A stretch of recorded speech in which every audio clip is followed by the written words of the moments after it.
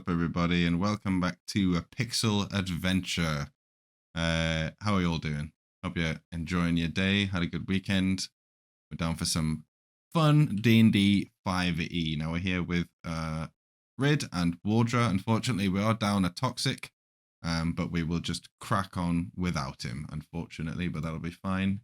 Yeah. That's Rocko's, that is Rid, who will be playing a small elf. We're gonna say hello to them now. Hey guys, how's it going? Hello. Yo. Alrighty, so if you are all set, we are going to get cracking. I'm gonna unmute the site because there's music on there. There we go.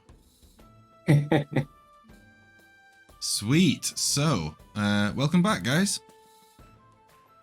We're going to play Pixel Adventure.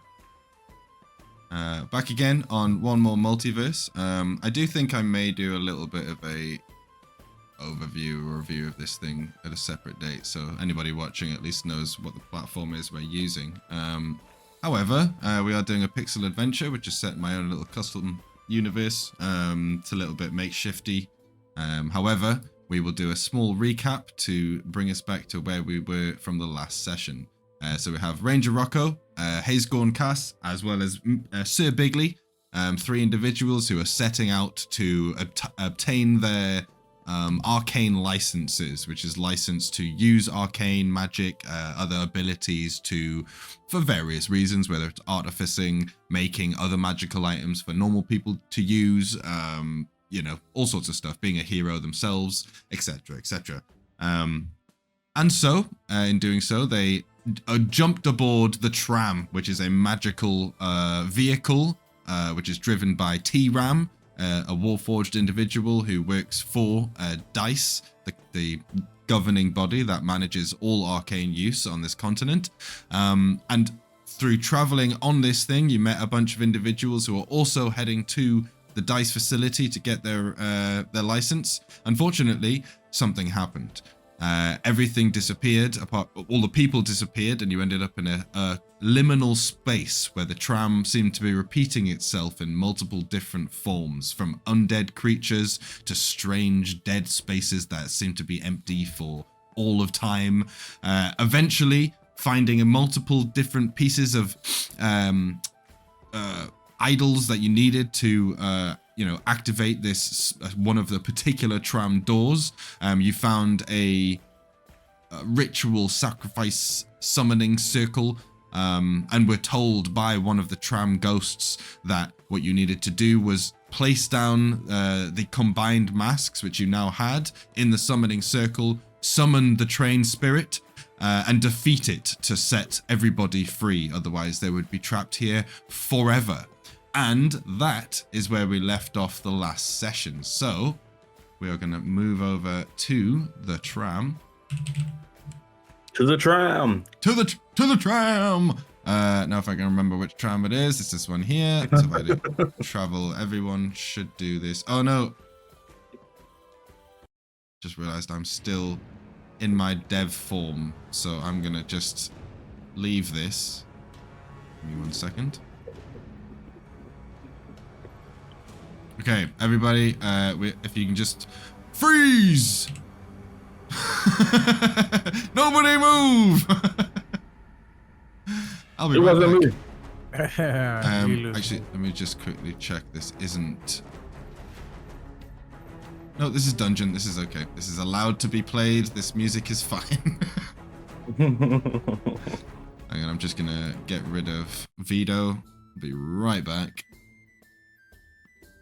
Gosh, this thing looks terrifying. Good. That was exactly what I wanted. Yeah, what was this thing again? Fuck, I don't remember. Oh, it's moved everybody there. Why has it done that? It's even moved Caldo and Bigley. Never mind, that's fine. We'll just do it. That's fine. We'll just continue on as is. Again, Nice. a little bit. The system's got a little bit of jank, but it's still good fun. All right, so here we are in the tram. The thing appeared. Now I will say that you guys were we'll just say you're around here. I don't remember being this close. And so we are going to start with initiative. Roll for initiative, eh? Oh, great. Oh, why didn't it include? Oh, it's hang on. End combat. We'll do that again. If for some reason it didn't include this guy. Okay. Okay, we'll try that again. Hey, better initiative. Oh, but the thing. The thing is first. Oh no. So you see as this dark shadowy figure with the mask fixed to the top of its face, dark wisps of energy swirling around it as it comes towards you. It reaches out with these dark tendrils and just screams in this kind of raucous, deathly scream. And both of you, as the thing rides out the floor, we will say that Toxic has been knocked unconscious from the blast, or not Toxic, Mr. Bigley, and he is currently in the corner unconscious, just to save time. Now, I do need to quickly just...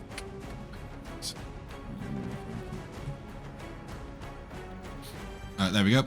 So, you all see as the creature...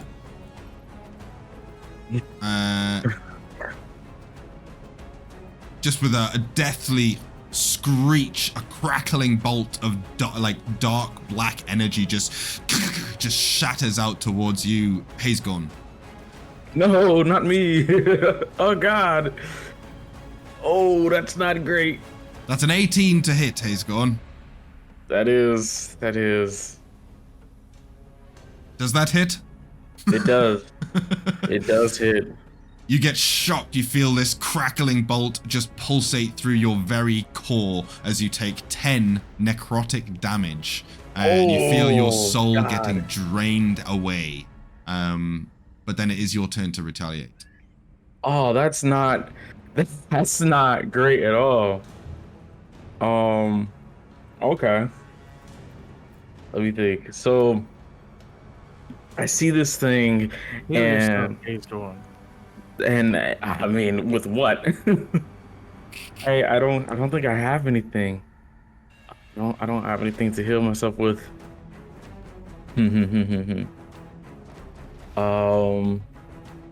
Okay, I'm gonna use Hellish Rebuke on this thing. Yeah. So you would do that as a react. Basically, you would have done that the last turn. So before your turn comes around, you would use the reaction to do that. Oh, really? When he done, yeah, because it's okay. when someone hits you with an attack. So yeah, so you would use your reaction on the previous turn to use your Hellish Rebuke, and then you would use a spell slot to do so. Okay.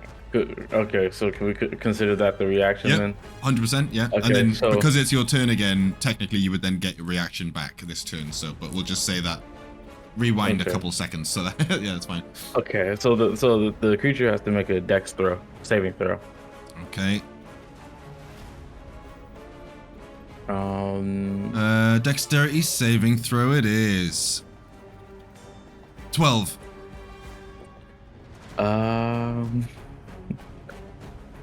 I do not see the save. what it has to save on. So I could check your save. Give me a second. So sheets, Hayesgorn, spells. Spell DC is 13.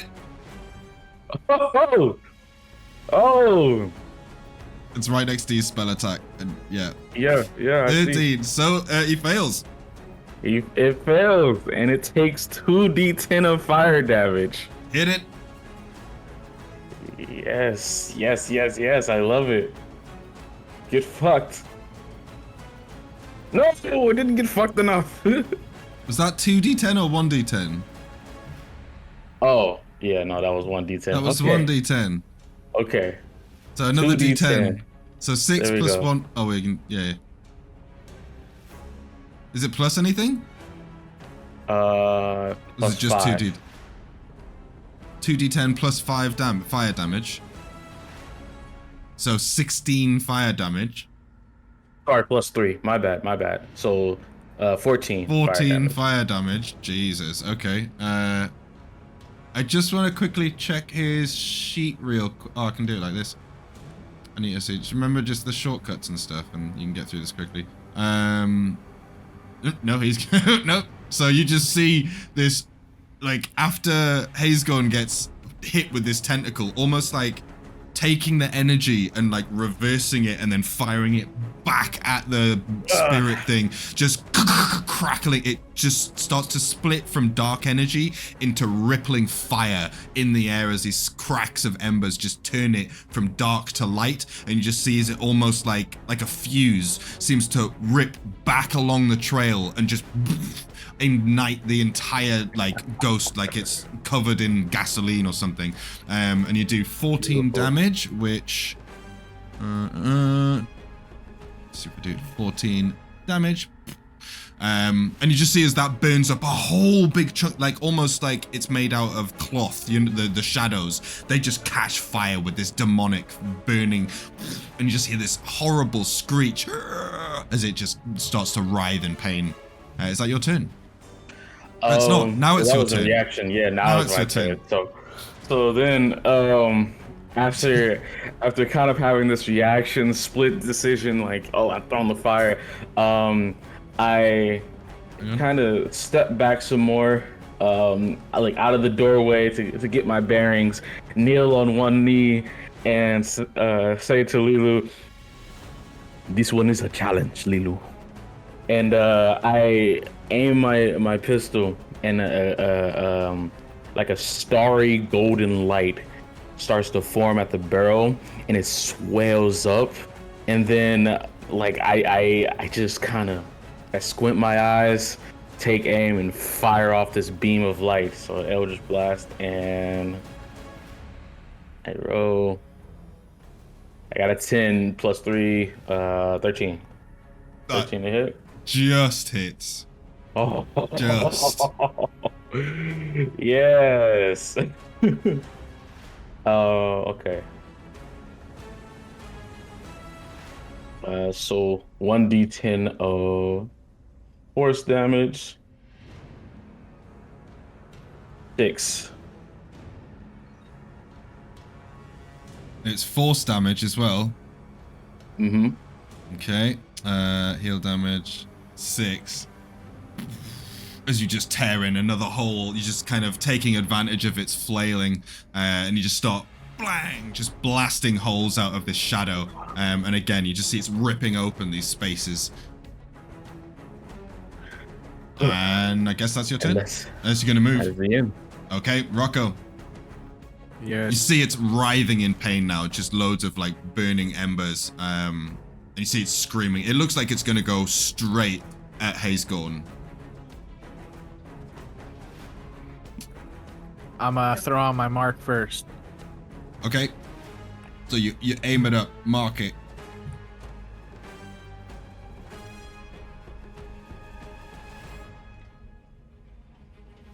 Let's see if I can find a thing that can. And as he's like marking the thing, like I'm behind him, and I just like toss off Lilu from my head, just like to the side, so it's not like in immediate danger. Just weak. Yeah. We go ahead. Just throw it into the corner of the room. Sweet. It's hunter's marked. I don't know what I can use for a hunter's mark because it's. There you go. That'll do. That's wait. The model is too big. Okay, so it is now marked. So now you have advantage on wisdom survival checks to find it. You also get a 1d6 extra damage when you hit it. I'm gonna shoot at it. Fire the longbow! Just this kind of bow made out of bark and mossy trees, couple of mushrooms.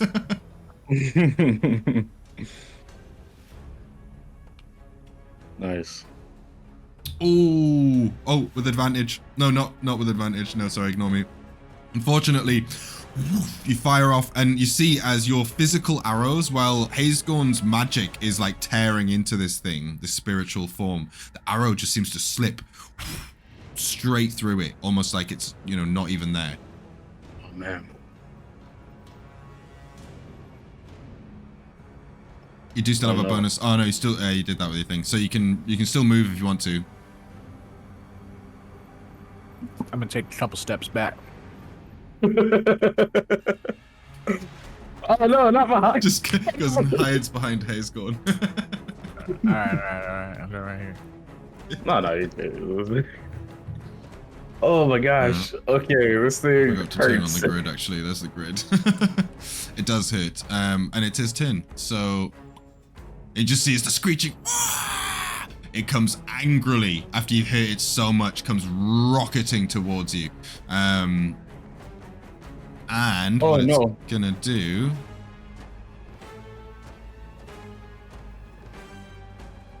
That's beast. This.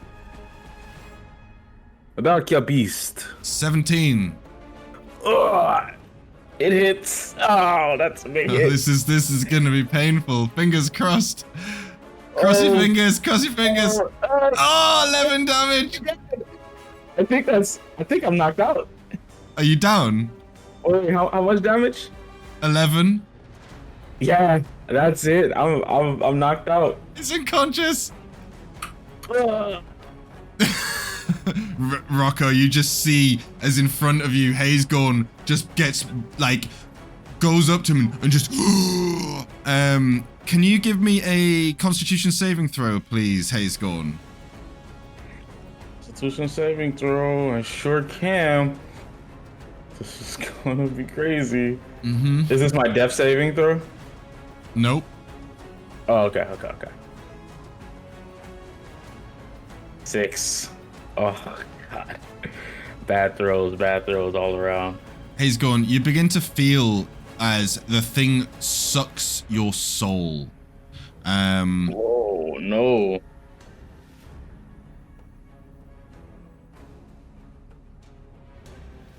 And you die. Oh, I died. Oh. Oh god, I died. You take damage equal to the your oh no, ignore me. Sorry, I read it wrong. So Oh my God. what is your hit point maximum?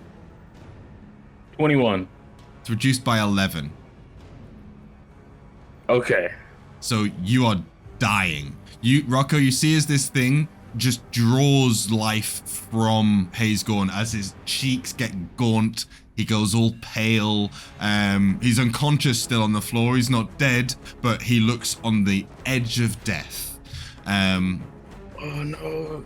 Give me a death saving throw, please, Hayesgorn. 7. That's one fail. Oh, that's not great. So you'll go, Rocko. I made some dew. Can I make dewberries? Can you make good berries? Yeah. Oh, No, like before I do anything, or no. Well, good berries is a spell that would be an action.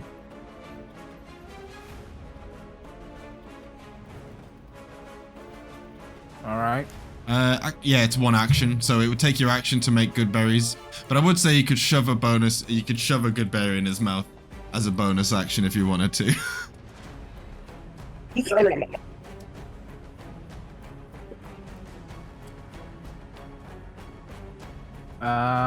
you wanted to, that's up to you. You can decide what you want to do. You can attack the thing, or you I'm can. gonna attack because my hunter's mark is still on it. So Yeah. I'm Just gotta roll. Just gotta roll well. wait. Not you, Hayesgorn.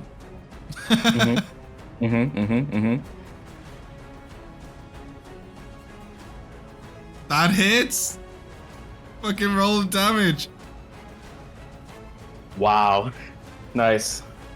As you just line up with the mask and fire. Now, here's the thing. This thing is not corporeal. Your weapon is not magical. So you before fired at it, nothing happened. You aim at the mask, you fire at it directly, and you see as it hits and just shatters the mask in two.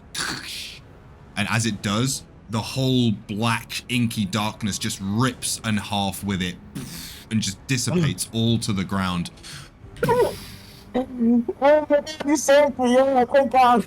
Thank God! And Yeah. everything goes black. Suddenly,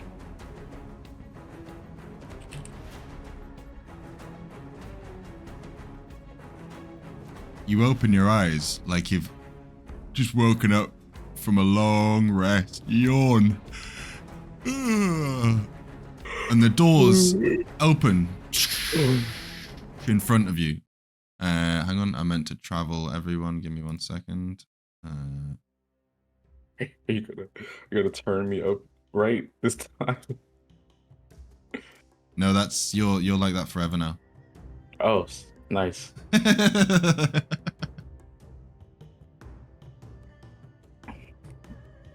So you find yourself. No, not so bigly. I don't know why. This is very annoying. I'm just gonna put Bigly over. Where there. are we? Inside. Cam is here. T-Ram.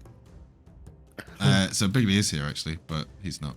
And you the doors open, and you find yourself in the daylight of normal city. You see in front of you the large, expansive structure of the DICE training facility, grand as it is, surrounding you all around. The train seems to have come to a stop on some sort of train tracks.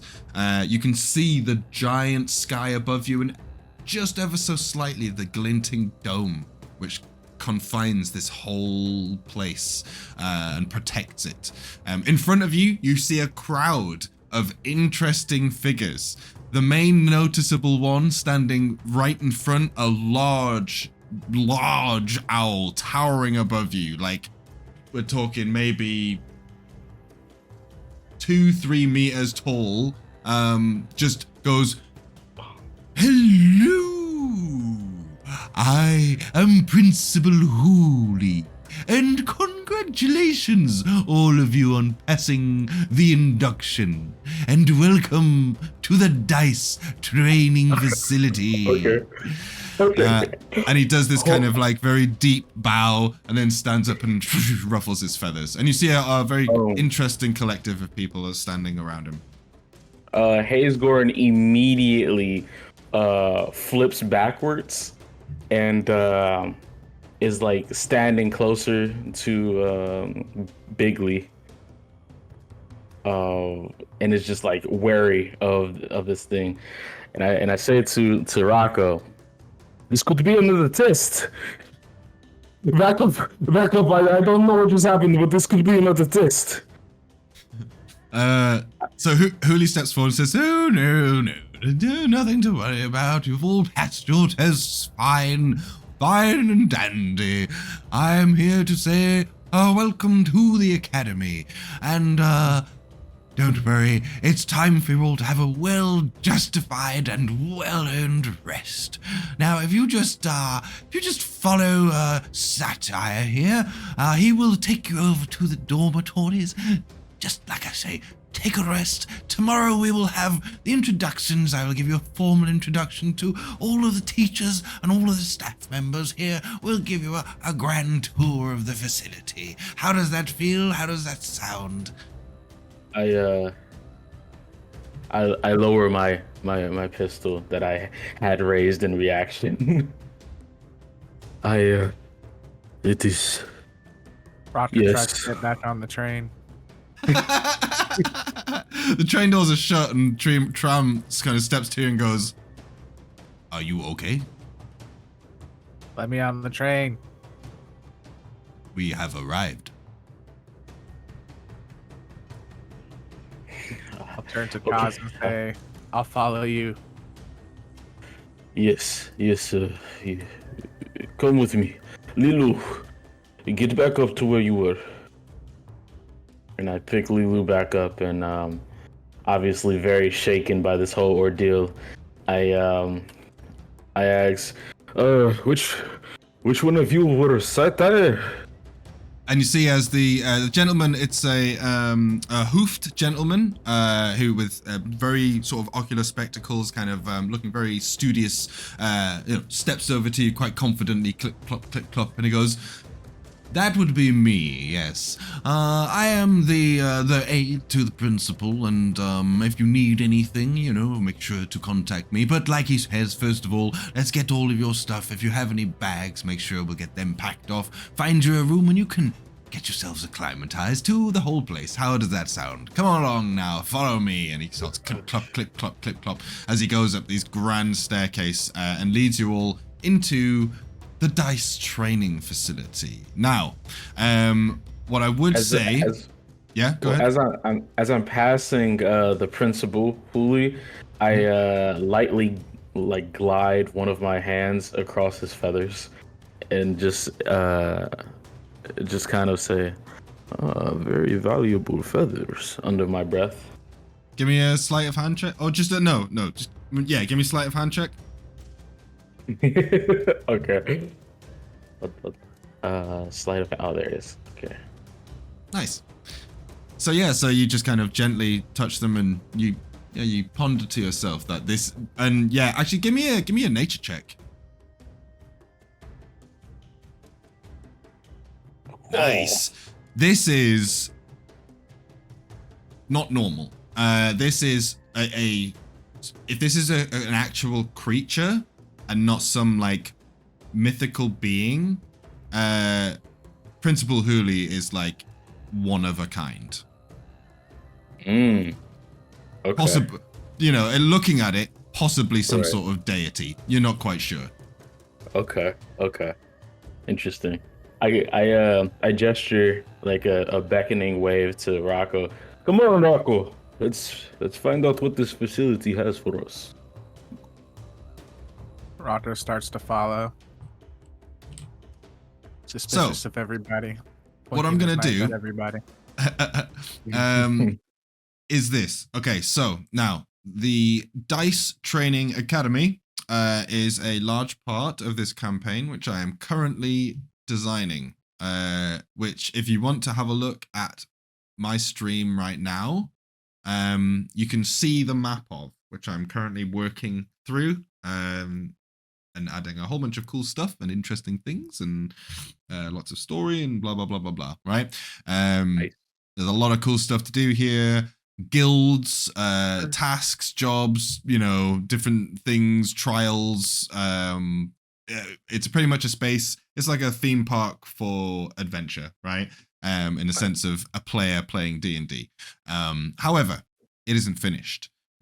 What we are going to do is we are going to jump to a little bit of an arc, which is finished, pretty much, and that is in Viermorre. So what we're going to do to kind of speed things up there is we will we'll come back to we'll do like a prelude type thing and come back to what happened in this space and time. But essentially what we'll just say is that you guys, you're in the training academy for like a week. You go through induction, you get to meet the different teachers, and you learn what kind of classes you're going to be doing and how you're going to be tested, and what the overall sort of progress of the thing is. You kind of explore the academy, probably get into a couple of bits of hijinks here or there. However, at a certain point in the later part of the week, Hayesgorn, you yourself will be just relaxing on campus, doing whatever it is that you do on a daily basis, when you get a ominous voice in the back of your mind. And you just hear the recognizable tone as it says to you, "Hayesgorn. Been some time. I think it's about time for a tribute, don't you say? Come on home, drop off some gold." See you soon. Right. I'll get right on that, old doc. And I s- I guess I run to where I presume Rocco's room is, Yeah. and I tell him, you know, Rocco, I have to take a trip home. It's urgent. And we went through some things together, so I'd like to show you my home, and maybe you could help me with something, if you're willing. Where's your home? I'm glad you asked. My home is in the lowlands in Viermorre. Quickly pack your things. We have to go. I have my things. Good, good. I need to get Lilu to pack my things. I have too much to think about right now. We will go as soon as the sun sets. It's best to travel at night.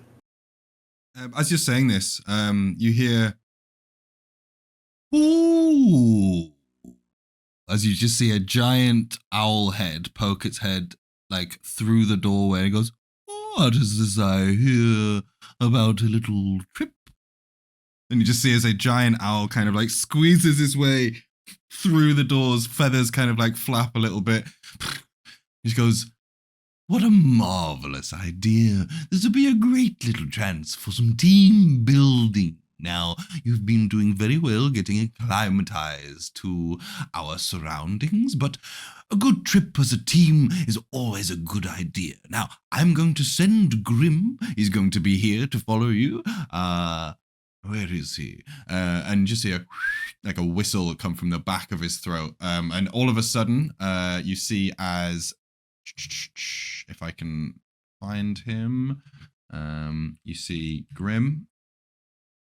A dog appears. Just a pure black hound, glowing blue eyes. And it comes up and it just kind of goes, ruff, and just goes, ah, there you are, Grim. Now, watch over these lot. They're going to be going on a little adventure to Mr. Kaas's hometown. Make sure they don't get into any trouble and come back before the weekend is over. And we'll have some marvelous lessons for you. Have a few specialties for you, particular there, Rocco.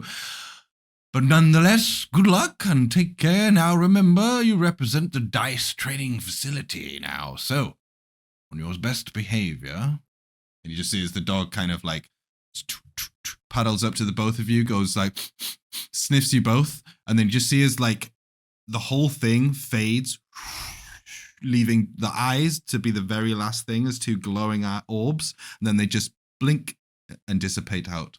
And you just, Mr. Hooley goes, yes, don't worry, he does that. And starts like squeezing his way back out the door and have a nice trip. And we just see as he clomps down the door, the corridor. Right. That principle is, it gives me the creeps. Well, Rocco, are you ready? I'm ready. Good. We'll wait until the sun goes down and we'll leave. Cool. So you do know that the only way in and out of, at this point in time, you would have been told that the only way in and out of the dome is via the tram. He goes through special little portals that they have made along the tracks there at the entrance. So, yep, you can make your way down to the tram at night, and he's just kind of there when he's not picking people up. He's down there at the station. And Tram is just waiting and kind of like pottering about. You see he's working on the tram, doing some tinkering, and he's kind of sees you two approach and he's like, ah, hello. Greetings. Yes. How are you, robot man? I have business in my hometown. Could you help us travel there? Yes, of course. I have been told this from Huli. Do not Oh, worry. That lovely. is my job. I will transport you wherever you need to go. But No more of first, that going to sleep shit, right? no. My apologies. That is the induction. I cannot, I have no control. That is something I do not like to talk about. Thank you. And just, you see as he steps, you see as he walks up to it and the doors open as he passes them. He goes, please, step aboard. And he steps on side. Right. I do kind of a flourish of like my collar, my fur collar, and then I backflip into the tram. Give me an acrobatics check. Rocko just shakes his head and follows. just walks normally onto the tram. I got a Acrobatics. 4. Yeah, you backflip onto your back. You just literally land on your head into the dust, and then Rocko walks past you slowly onto the tram. I have to work on it. Stay limber. Awesome. In that case, after a short travel, only a couple of hours, which would, to travel that would normally take weeks, just blasting through the sky above the clouds, you eventually touch down in the wonderful town of Viermorre. Now, there has been some weird buggy stuff, happening with the portals for some reason, Viermorre, and the spawn points. So we'll see what happens when you guys get here and where you actually turn up. I'm trying to think, because I don't want to travel everyone. This is something that's. Can I do something like? Oh, that's not going to work. Travel a select few. I'm going to try this. Let me try this. Hang on. I'm going to go to the disk map, and then I'm going to travel, because there's two separate ways of doing it. I can do it through the map menu or through the portal. Nice. So I'm going to, hopefully, doing it through the portal will work better. Travel all online. Confirm all travel.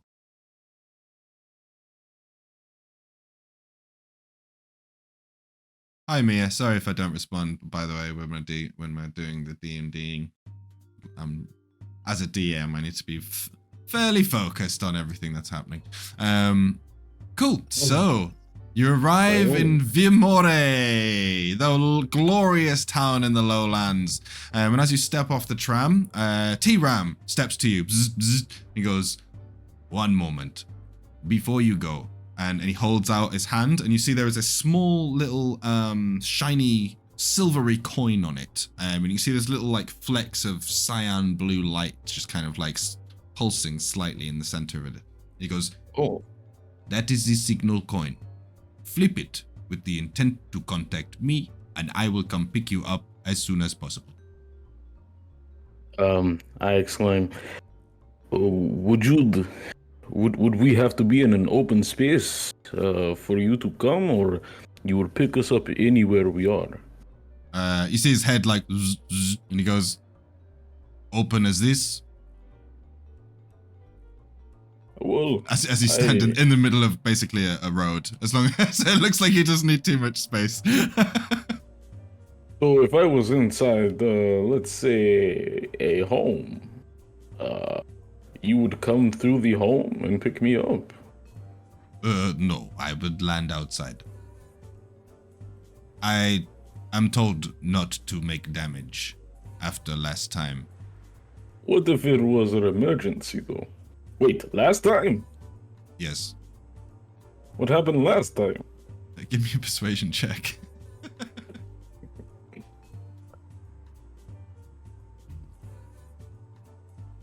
15. Hang on. Let me just, I'm actually going to roll for him.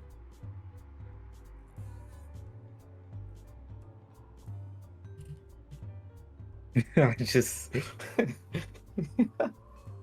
No, Oh no. I am not allowed to talk about it. I am sorry. All right. It is need to know. All right. Have your secrets, robot man. And I take the coin from him, and I immediately Yeah. I immediately flip it to Rocko. Rocko, hold on to that. Ting. He sticks it in his pocket. Sweet. So I forgot to add that to the items, but I'll do it. I'll do it later. So you can add. You'll be able to add that into your items there. But and then he turns around and he says, "Have a nice weekend," and then hops aboard. And as they blast off and disappear and leave you to your own devices, and you're left in Viermorre, which is Kaas's hometown. Ah, Where's your house? I'm alone. You wonder about my home? Mm-hmm. Ooh, I will show it to you at some point, maybe. For now, let's get to the town center. I have to make some transactions. I walk up. You're right. Guards. You just see as the large gentleman, there's two of them standing there. One's smaller than the other one. There's one incredibly large gentleman, looks like could possibly be an ogre, but looks, more humanoid. It's very hard to tell in the actual armor. He is fully clad in fully plate armor. The other one's in more like sleek plate, but they're still both very heavily armored. And the bigger one just says to, "You're right. Sorry, we can't let anybody in. We've got a very important political thing going on right now, so no outsiders." I am not an outsider. I live here. This is my home. You kind of see as his head kind of moves down towards it. He goes, "Hayesgorn! Oh, I'm sorry. I didn't see you there. I didn't see you. This bloody helmet. Hold on. I'll just right. Welcome back. How's the trip? How's your training going? Are you strong now? You got your license now? You're some kind of crazy badass or something?" I wouldn't say all of that, but Get in there. Get in there. Yes. That's what I like to hear. Okay. All right. Well, yeah. No. Welcome home. Welcome home. I think your sister's just in our shop if you wanted to go see her. But yeah. No. Go ahead. Go ahead. Who's this? Your friend? This is Rocko. Rocko. This is the. In the eyes. This is the guards of the bridge to the more rich area of our town. You're right. I'm Kettlepot. Nice to meet you, wee lad. That's my squire. We're ignoring him. So, Kettle, what is this political thing that you speak of that's going on in my town? I don't know if you know, they've been, you've been gone for a couple of weeks now, but they're right, I'll be honest with you, things are getting a bit tense up in here, so they're voting on the mayor, right? So we've got, there's a bit of a debate going on tomorrow. Go and check out the hall, Hobo Hall. They've got tickets or whatnot. You can go and join them. I'm not going. I've got to protect the bridge, but yeah, they've got the whole bunch. They've got the whole bunch there doing the whole debate about who's gonna be mayor or who's gonna run the town and all this kind of thing. And it's all above my head, really, to point out. As long as everybody here is safe, which currently they're not. So we need to do something about it, really. That's what the debate's about, and who's gonna run things. And why do you feel as though they're not safe? I know they're not safe. I'm not sure if you're aware, but we've been getting attacks sometimes at nighttime, night attacks from, there's discussion about it. Some people say it's the salamanders. Salamanders say it's not them at all. They seem to think that, the pass are attacking them, and it's a whole mess. I'm telling you, Hayesgorn, you don't want to get involved. Just, whatever you're here for, feel free, relax. You're welcome home, but I wouldn't get involved if I were you. Thank you for the advice, Kettle. One more thing, and Lilu, I like kind of snap my fingers behind my back, and Lilu jumps down. One more thing, I was wondering how was your family doing? And as I'm talking to him, I'm trying to signal Lilu to search Kettle's armor for anything shiny. Okay, I'm gonna need 2 checks. All right. One is gonna be, well, I would say, Like performance? yeah, but I'm trying to decide that this is right. Okay, sorry, this is a DM gray area for me here because this is your town, and so it's not even a case of whether you're lying to him. Like, if you say that he has a family, I'm gonna say that he has a family. So, it's more just a case of I just do straight charisma, just a straight charisma check, just to see if you can Okay. be charming enough to distract him, basically. Okay, straight charisma check. Yeah. What? I forgot my charisma stat. 1 second. You can just click on it. Okay, +3. Yeah. Down at the bottom, you can just click and then click the dice next to charisma. God, I'm not charismatic right now. Oh my gosh. 5. So he goes, like, as you're saying this to him, and then he's responding to you. You can see him like watching Lilu kind of bounce around and pop along the floor, and he's like going, "Aye, they're alright. I mean, again, times are a bit tough," and he's like turning his head, watching Lilu go around as she goes around. So I'm not even gonna ask for a stealth check from Lilu because she doesn't even like get a chance to be hidden at any point. Oh, that's enough, Lilu. That's enough. Hop on the clone. Still got that little thing with you, eh? You figured out what it is? Is it a mushroom? I don't know. It's a bit sensitive when you ask about where it comes from and what it is. I mean, Isn't that right, Lilu? is that fella a mushroom? Oh, This is a Rocko. hat, sir. Oh, it's a very nice hat. Love it. But hey, back to me duties. Gotta watch out, there's bad people around here, gotta be careful. Gotta protect the town. Right. Well, we'll be on our way then. And just kind of walk past. Oh, Cool. So you make your way to town. Go. Hayes, well, you can both give me first of all, give me a perception check. all right.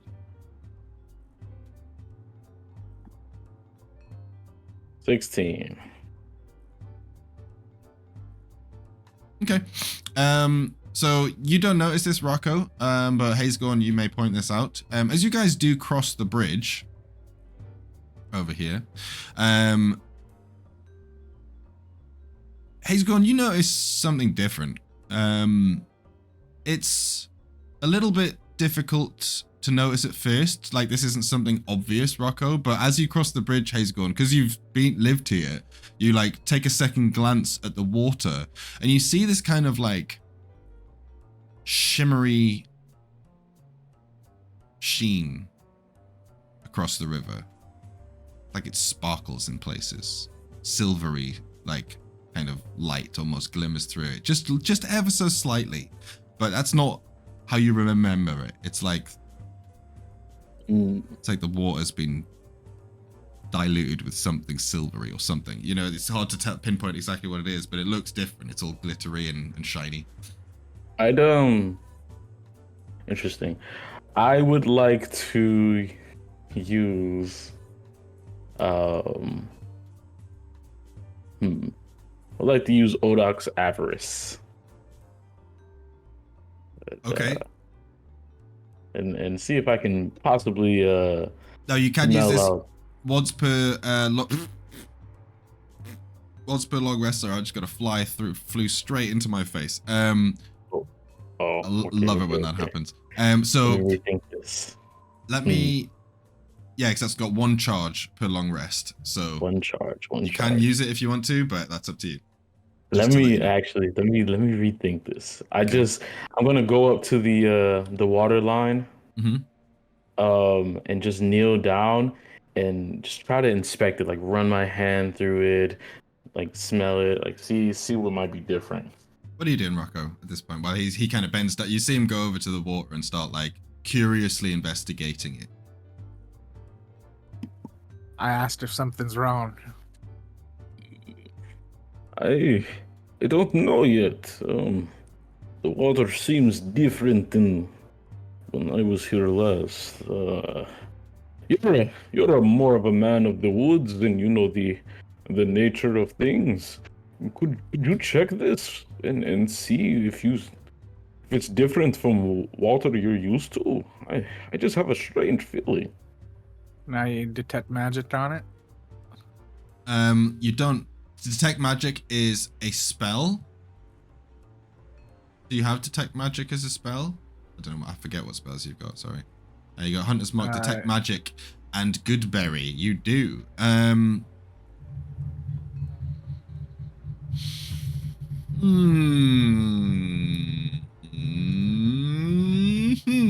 Okay, you can do it. Yeah, you can do it. So you would use up a spell slot, like on your sheet, like that. You see what I've done there? How I've clicked the pip. See that, Rocko? Where'd you click the what? So on your character sheet, underneath where it says rest and level up, it says spell slots first. See that? And there's 3 pips. Yes. So I've clicked the first one on because you can. Gotcha. Usually it's the other way around actually. So you would have 3. So you've got 3 spell slots, and then you go. I've used 1, right? So you've used 1 to do detect magic. So you would cast it, use a spell slot. Actually, because it does that. Oh yeah. So fill up your spell slots, and it does it automatically for you. So you just go cast detect magic, cast using a spell slot, complete. Boom. Gotcha. So now you've taken down a thing, and it's put the spell in the chat. So you know you've done detect magic. So you see as Rocco's eye is kind of white over again with this kind of this very arcane glow. Both give me a nature check. I would say Rocko, you can give me an arcana check or a nature check, one or the other. Arcana. Okay, so that was okay. So now you can give me a nature check.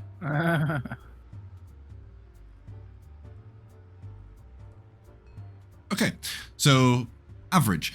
The water is. It's water.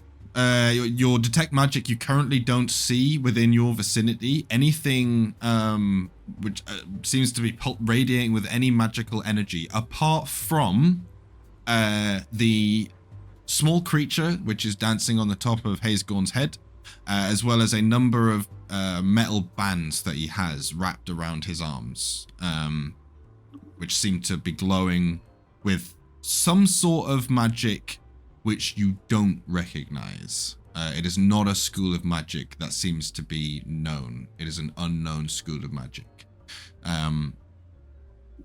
But no other magical sources. However, the water, while still being water, is just kind of odd. It looks really appetizing even. It's like it's got this kind of shimmery glisten to it. Like it's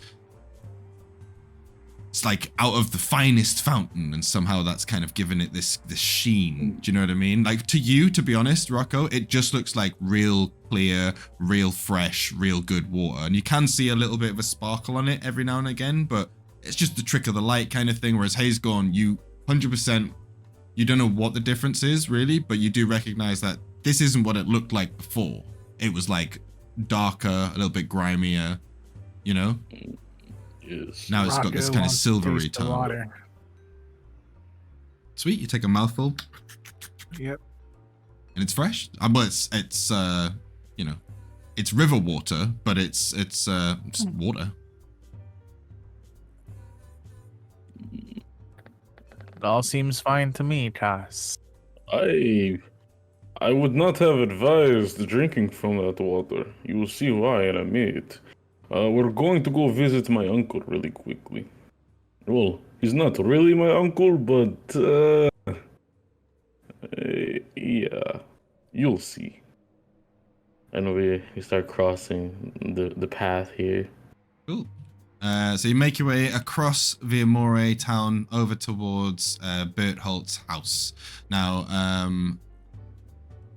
Bertholt, as you approach, he is outside in his yard. It looks like, and he currently is surrounded by a number of sheep. However, you can he's not looking at you. Guy's wearing a large bloodied apron, and he's just going, "Get back, or no, you stupid. How am I supposed to get over there? You kidding me?" She's very grunting. "You stupid thing. Get back over here. Get back over here now."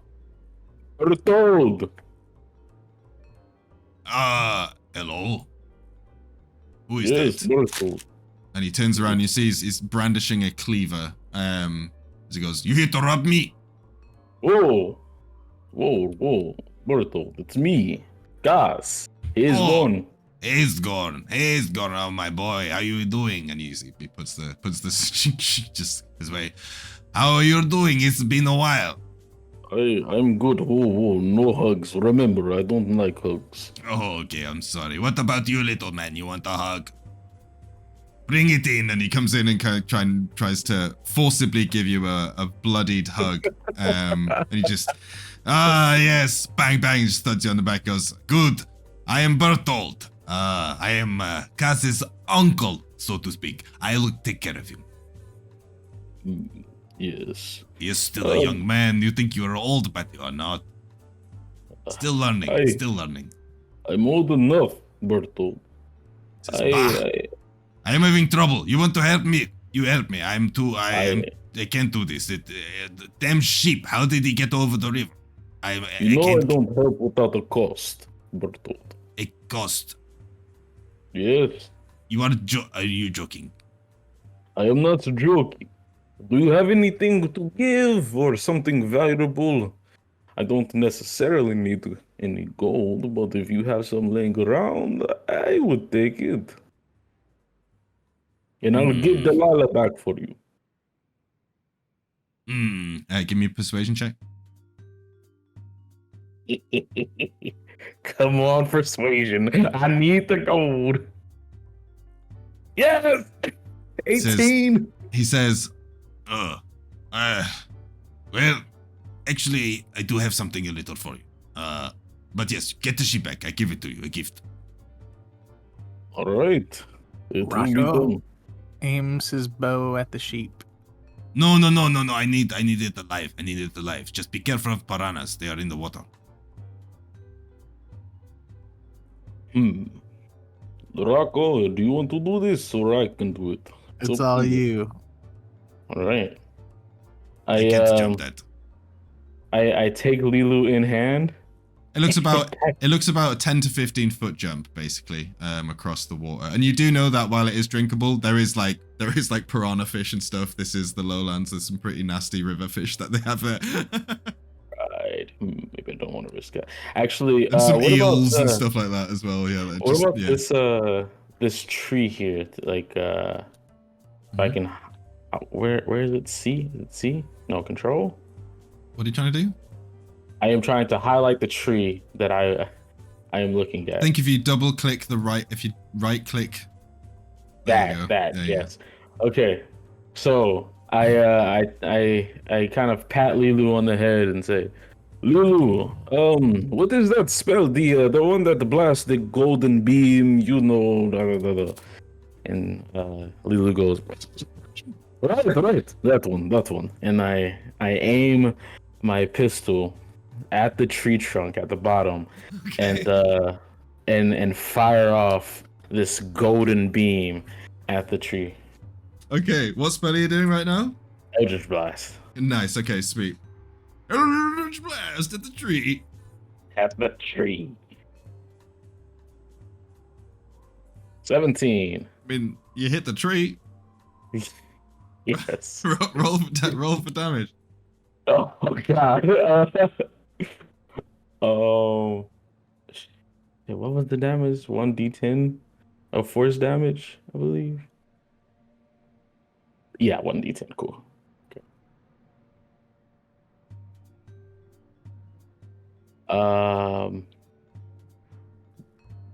With the modifier of 3, 9. God. Okay, sweet. So you just you see as the bottom of the tree just goes and splinters, shatters, and just shards of wood go flying everywhere as the tree goes. Give me an intelligence check. Okay. Where is intelligence at? Is it wisdom or? Oh, it's intelligence. Look at that. Okay.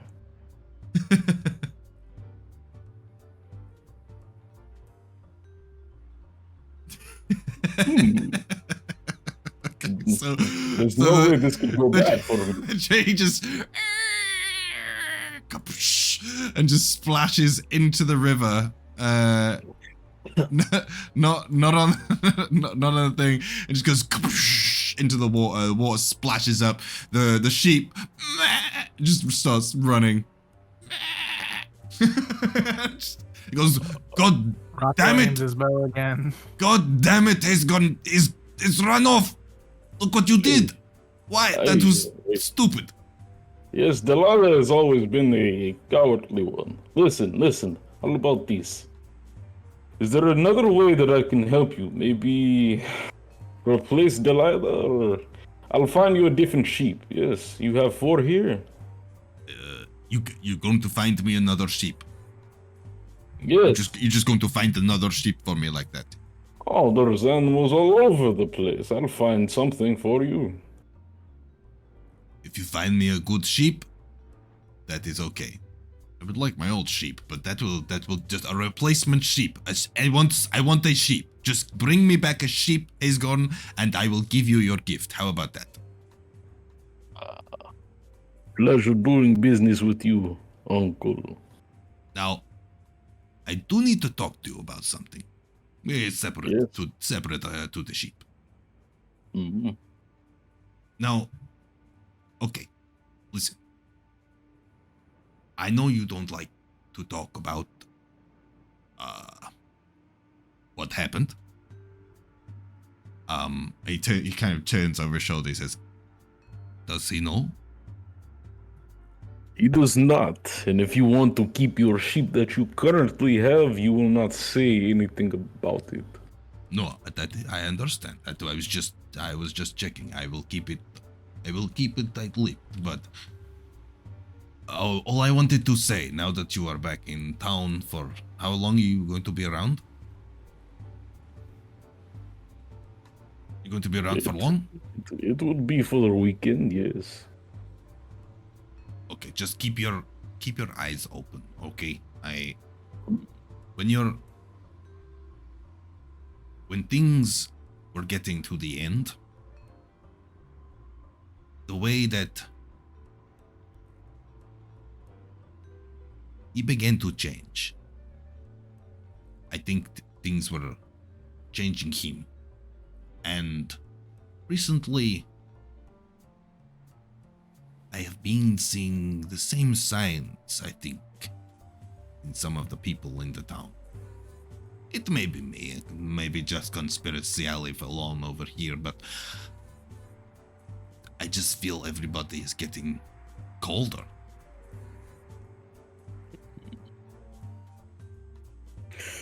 I see. Have you brought this up to my sister? No, of course not. You would think I was crazy. I think you're crazy most days. But you understand, as I do, what your father went through. I do. And so, I want you to keep your eyes peeled. Be careful. This city, this town is in turmoil right now. As I don't know if you heard, but they're voting in a new mayor, and it could be anybody. The Barracudas, they have a pretty strong sway right now. The past has been in this town for generations. They will not lose to some outsiders. And who's the salamanders again? These nomads? No, we will keep the past within power in this town. Well, I don't know about that, but we will see. As long as I can keep my sheep, I guess I'm happy. The rest of your sheep, you mean? All of my sheep is gone. All of my sheep. Yes. Well, Bertold, we'll be seeing you. If I have the sheep, I will bring it back here. Yes. You will bring the sheep back to me. I will. Yes. Thank you. All right. And I will give you your gift. I trust you. I'm I'll not sure walk if I around the corner. trust you as you walk away. Okay. You see he's grumbling to himself. Cool. So you guys walk sort of out into the alleyway. You know, I mean, you guys can chat to each other or anything if you're Rocko, if you have Welcome to anything the what are you town, doing? Rocko. Yeah, like this is the first time you've seen this place. It's it's very, very different to your hometown. This is dry, deserty, out in the middle of nowhere. It's kind of open, like all the buildings are made of stone for starters, rather than trees. It's complete polar opposite essentially to what you're used to. All right. Well, how do you like my home, Rocko? Oh, where have you gone? Oh, Where's this mayor they talked of? It seems as though they're having talks inside of Hobo Hall. We will go there soon. I have business in the town center, and we have to find a sheep for my uncle. I Sheep. say, yes.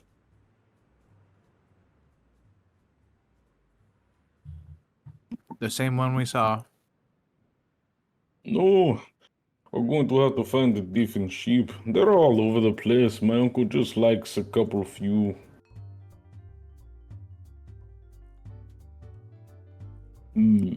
Dead or alive? Preferably alive.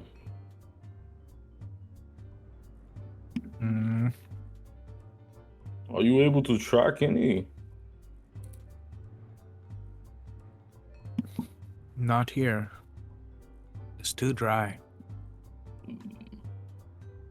I see. Well, I'm sure we will stumble upon one sooner or later. First, let us check out the board. They usually have all sorts of newsletters and whatnots. Cool. So you head over to they've got like next to the well. There is a town board where you can see there's a number of posters, flyers, advertisements for a whole bunch of stuff, and it's quite a lot of it's you know, the all the new and upcoming businesses and things like this. You can see there is a Hero Start, like kind of a crude poster which has been made by hand, and then you can see there is a number of posters for the upcoming town debate, and like vote Emerald Pass, and it says you know, other ones which say, let me just check here my notes 1 second. Hang on. I've just remembered. I've categorized everything. Here we go.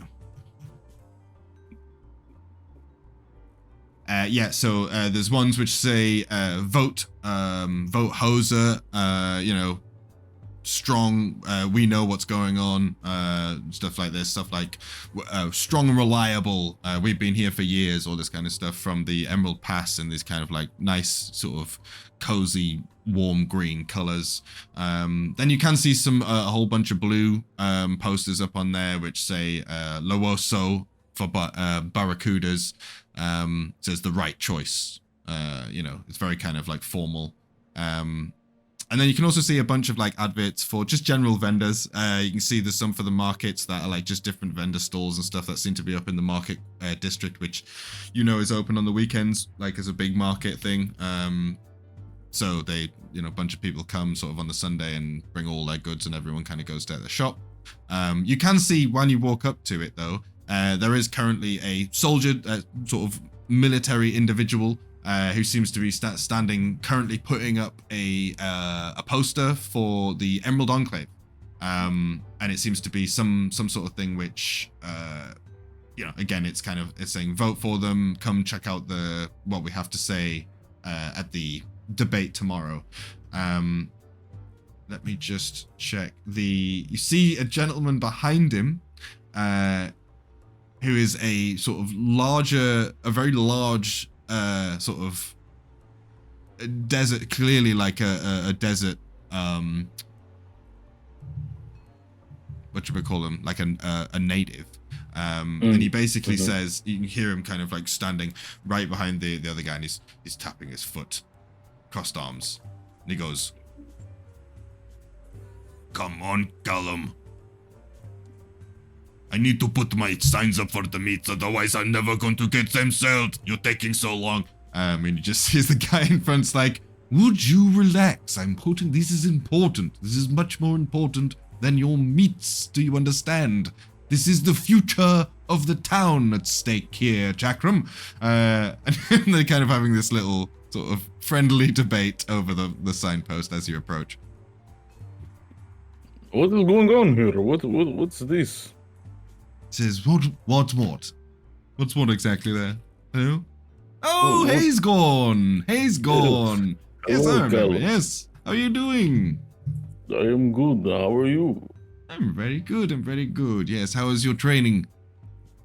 It's coming along. And who's this? Your friend? Yes, this is Rocko. Rocko, this is Callum. It's a pleasure to meet you, Rocko. I am Callum, Knight of the Emerald Pass. And he gives like a very formal bow. Says, "And where do you hail from, young man?" The woods. Oh, woods, yes. And where in the locale is it? A little further south. Oh my. Never been down there. It's always a little bit too moist for my liking, but I've heard it's marvelous and beautiful if you find the right places. It is. Don't come.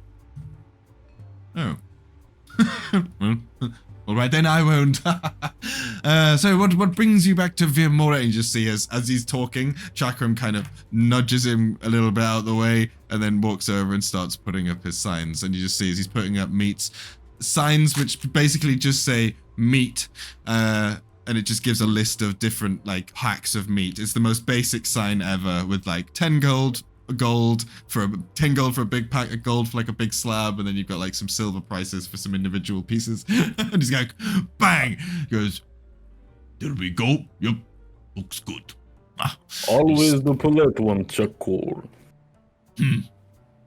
Just starts stomping off. All right. As he walks off. Because yes, that fella's a little grumpy, isn't he? But you know, meat farmers, eh? What are you going to do? Callum, I had questions. Yes. About this political race I keep hearing so much about. Yes. Who is involved? What's going on to this town? Well, you know, things have been going on for quite some time. But I mean, what do you mean? What is going on? Who is involved? Oh well, who are the candidates? Oh, the candidates. Well, we have a few actually. So, I mean, of course, you know, we have Hoser, who is the current mayor. So we are looking to get him reinstated as quickly as possible. But then we also have okay, so there is Luoso. I don't know if you know Luoso, but he's an employee of the Barracudas. I think he's high As up you member. say that, Hayesgorn kind of hisses, like, with a disdain, just... Yes, the lawyers. Well, some people do feel like that, but again, that's part of the debate. A lot of people are swaying the other way now, young lad. I have to say, the pass. We're getting a bit of a bad name, but it's not even our fault. We're not doing anything. We're being impersonated. It's fraud. We're getting framed. I tell you, that's how it's. We would never do anything so ghastly. But yes, Lawoso, he's there. He's being the middleman, so to speak. As we have the salamanders are over here. They're saying that we're out there. We're murdering them. We're murdering the nomadic people. And we're not at all. In fact, it's quite the reverse. And they're coming into Viermorre more and more. They're getting more and more aggressive, getting closer to the town and the center. And they're raiding small houses and killing livestock and whatnot. And they've been spotted, and some have been found. And we know it's them, but they deny it. They deny it for sure. So we're in a bit of a stalemate when it comes to the debate between the Barracudas and the Salamanders, and I'll be honest, that's how they're getting a little bit of an upper hand, because Hoser doesn't have any defense, really. It's our word against theirs. But yes, the Salamanders, they've got a young lady, an elf. She's actually a smart individual. She's actually she's not a nomad herself at all, as far as I'm aware. She actually is some studious young girl. She's an elder elf. No, I don't think so. She's quite young, I think. She's out here doing some sort of altruistic work or something. She wants to help. She wants to help the nomads. I'm not entirely sure of her motives, but she seems like a nice young lady, and they have elected her to be their spokesperson within this debate. A young elf out of the woods. Yes, much like yourself. I'm old. Ah, an old elf out of the woods. What would she have to do with this conflict if she doesn't even live with them, if she has no interactions with them? Why is she sticking her nose in our business? Let me just roll a d20 for him and see if he knows. Not entirely sure. Like I say, she's definitely an studious young lady. I think she's researching their history or something like that. I think she has interest in the area and the temples. As you know, the Salamanders have long said that this town and the people in it, we've all been disturbing their ancient temple sites and relics and everything like this. But I've never seen anything like that. Yes, they've been saying this for years. So I think that's part of what she's researching, but otherwise I haven't spoken to her much myself. I don't really know. I see. Well, Callum, I have other business. I must speak to my sister, but I also had a question for you. One, have you seen any loose sheep around here? It's a favor for my uncle, you see. I may or may not have lost his other sheep. You know what? I'm just gonna roll to find out. No, I haven't. Not loose sheep. I mean, if I would say go. You probably want to go a little bit further north out of town and look for some pastures or something. There's not much. That's why that's why he's so protective of his sheep. You see, because the sheep. While there is a lot of creatures out here, not many sheep. You see. Yes. I think all the sheep that you Then- see are just his sheep. They just run amok. He never keeps control of those things. They're everywhere. I see. Another thing that I would like to ask you, Gallo, is might you know of any rumors going around about the water? The water? Yes, it's strange. Does it not look strange to you? I don't know. No, not really. I mean, it's always looked rather nice to me. That's why I like living here. Lucky number 7, Jesus Christ. I see. Well, thank you, Callum. I will leave you to whatever it is you were doing. All right, well, hope to see you at the debate there tomorrow. Yes. He kind of plots over, and you see as he stamps another poster, slaps it right on top of the meat for sale poster. Okay. Alright. So I would like to actually see if I can maybe get a whiff or tracks like some sheep or anything. What are you doing, See if I Rocko? can see some. Rocko tells Cass, can't we just bring him a sheep and he won't know the difference? Since they all wander like that one guy was telling you. Yes, but we have to find the sheep to bring to him. He says they're all around town. Yes, but where are we going to find one right now? We must track one, find it. Maybe on the way to your sister's house. Yes. All right. And I started walking in the direction of my sister's store. Sweet. Takes about 5 minutes. Head over town. He leads you, Rocko, down over to a store, which you see is a pretty rundown building. I can move you if you want. And you see there's a bit of rundown building. It's kind of like right at the entrance of town, but it's not really near all the square or where the shops are and stuff. But you can see there's a big sign over the front which says, kind of roughly made out of wood, a hero's start. A couple of the windows are still boarded up, but yeah, see Hayesgorn kind of walks up to the front door.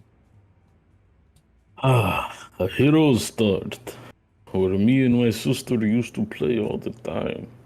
Now she owns the place. Come on, Rocko. Let me show you to my sister, and you might find something that you would like to buy. I'll walk inside.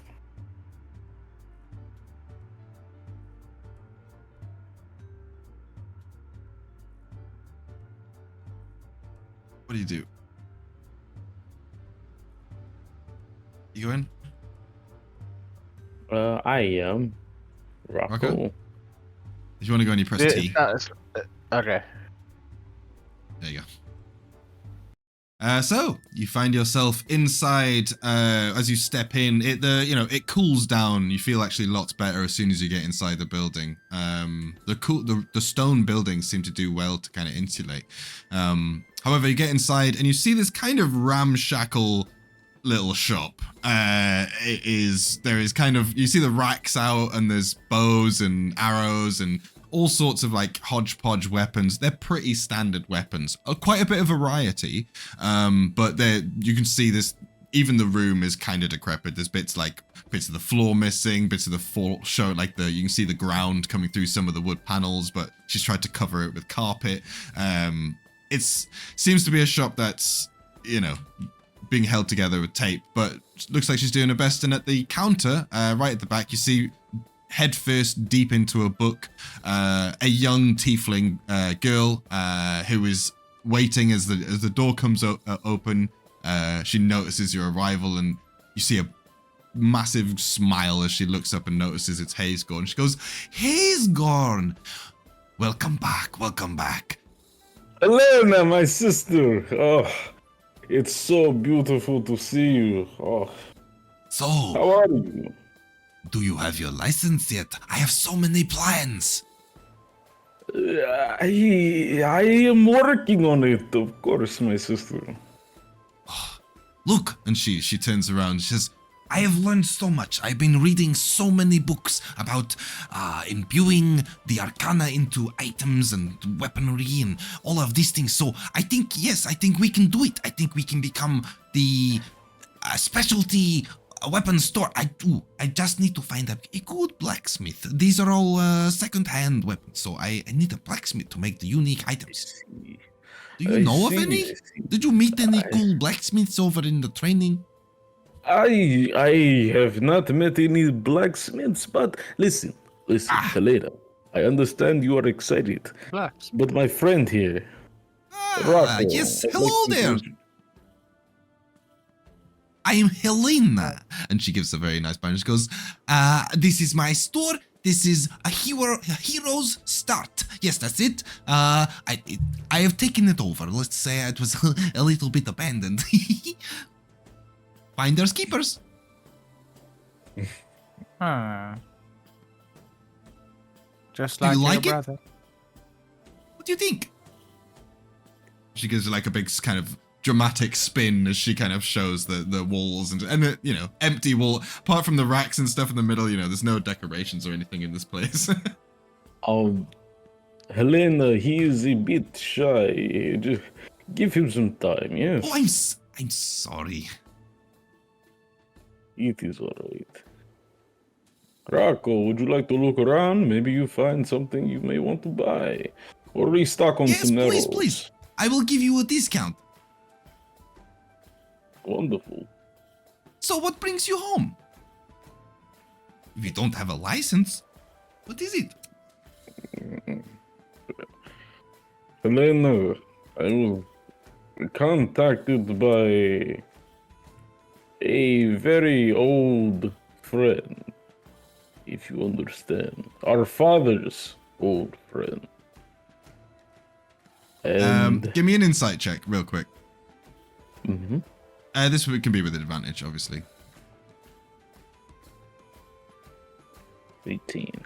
You can roll again with advantage if you want. Okay. Okay.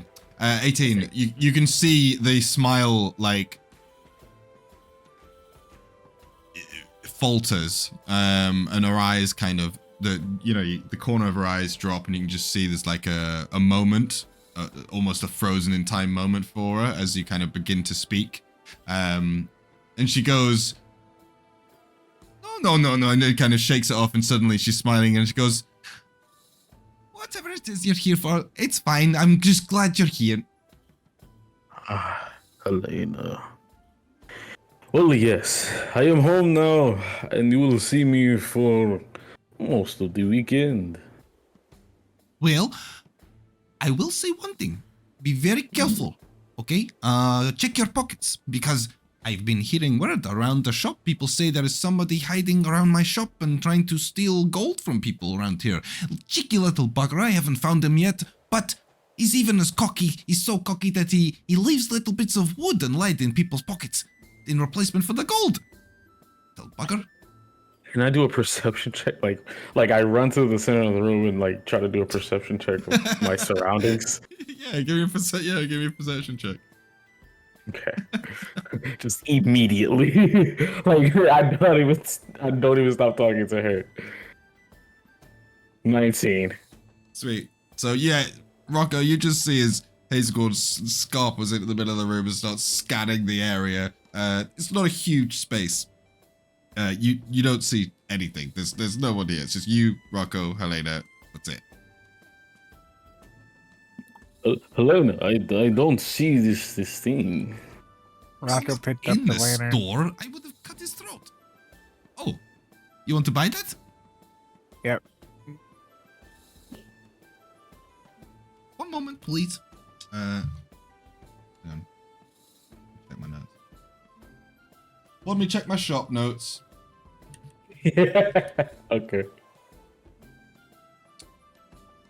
Okay, for that, normally 5 gold, but I'll give you a discount for 3 gold.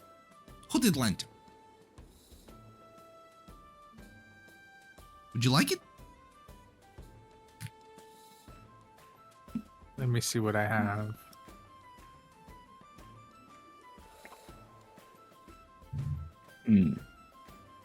And as he's checking that, Lilu jumps on the chair. Okay. Actually. And you know, it's just kind of yammering to Helena, you know, about everything that's happened thus far. I'm gonna do a decision dice for me here. Cool. So, yeah, she goes, jumps on the chair, and let me just. Did I actually? I don't know if I didn't save it as Lulu. I don't think. Did I? No, I didn't. But it jumps up on the chair and starts talking jibber jabber jibber jabber. Oh, it's not working. Well, he jumps up next to the chair. And she turns around and she's like, "Yes? Really? No. Really? Well, you've been on an adventure, haven't you?"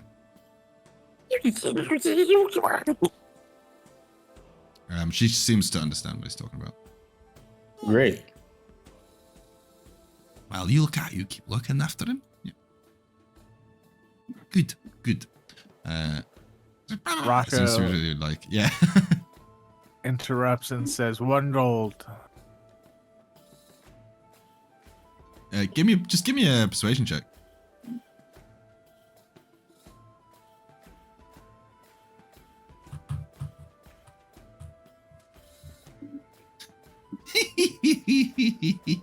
Three.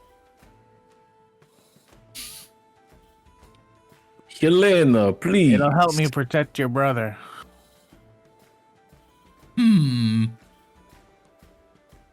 Okay, 2.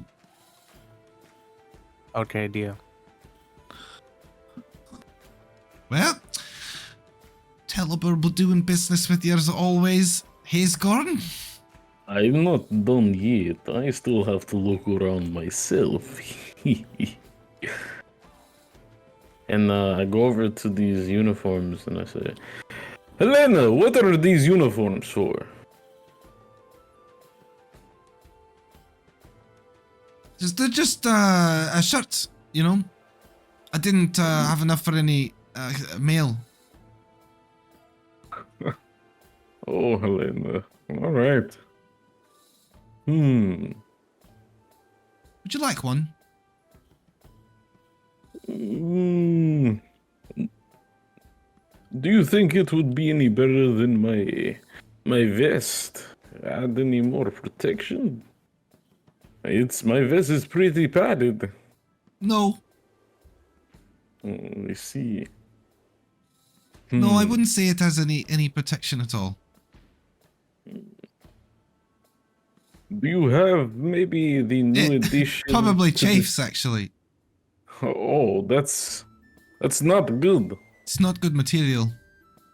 I am not a fan of that.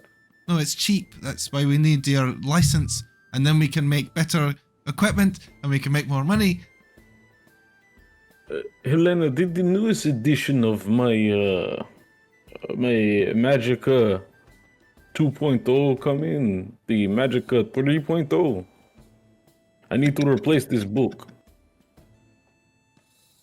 I mean, just roll me. I don't know. Roll me a d20.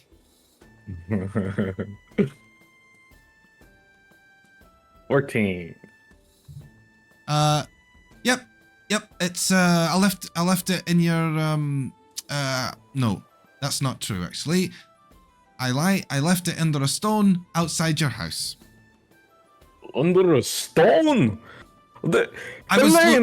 Okay, I was going to put it inside, but I couldn't bring myself to go in. It was because, and she turns to you, Rocko, because it was so smelly and dirty, because you're such a smelly bastard. That's why I wink too. Does she like give a nudge and a wink? She goes, that's why, wee man, that's why I live above the store instead of, in the family home with Hayesgorn. Because he's a terrible housemate.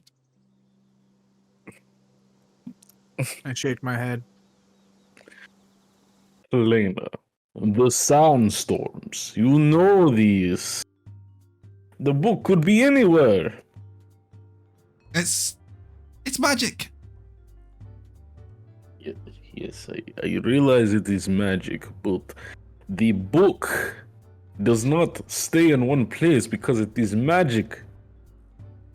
Oh no, but I remember. No, that was it. I put the rock on the book, and then put the book inside a vase. So that's fine. I would find this book. How much is this pistol here? I need a new focus for my enchantment. Yes. Well, as you know, that only works for like people like you. So Yes. and we don't have a lot of license bearers here in town. So we're not. I have them because they're dad's, but I don't. We're just, we're selling them. Remember, we decided to sell them. I decided to buy that. One of that at least. Right. Well, I mean, you can. I mean, let's be honest. I mean, you're just paying out of your pocket that you're going to be paying to the store. So, how much money do you have?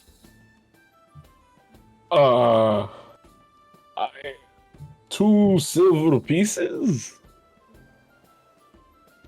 Right. Okay. Cass, I know that you are a little hoarder and you've been stashing your gold in your house. I know you've been doing it. I More kind of than 2 snap. silver. I kind of snap and say, I am not a hoarder.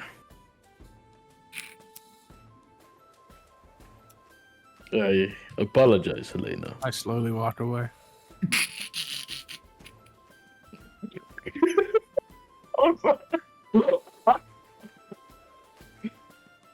No. Says, it's alright. But, yeah, I know you've got plenty of gold. How much do you want to pay for it? 5 gold. Not even close. Helena. Please. What's wrong with that one?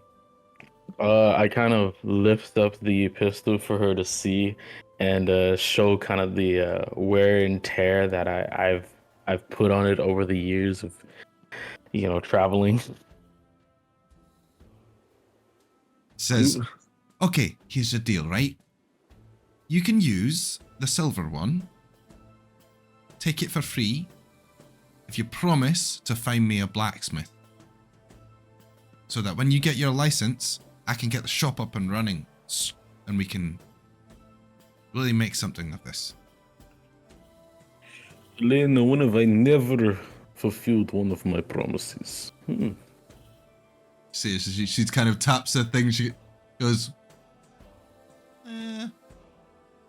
no comment. But go ahead, take it. And she kind of unlocks the cabinet for you, in which case, so you can take the silver gun.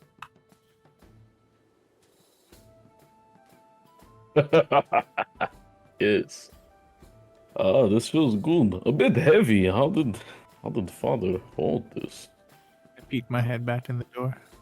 And you just hear her say, are you going to the debate tomorrow? I've been hearing so much about this debate. What is...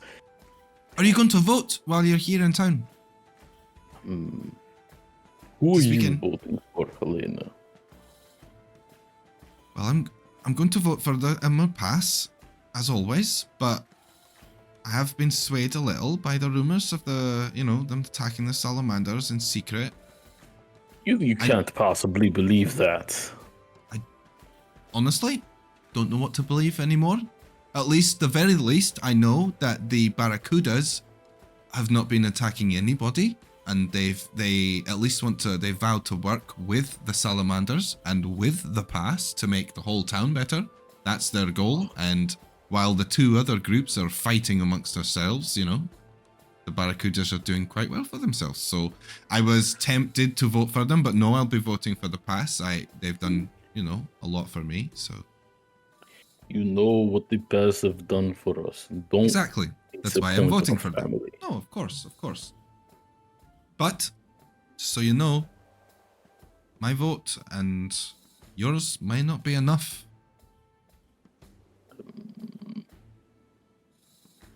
And I just give her kind of this really anxious look.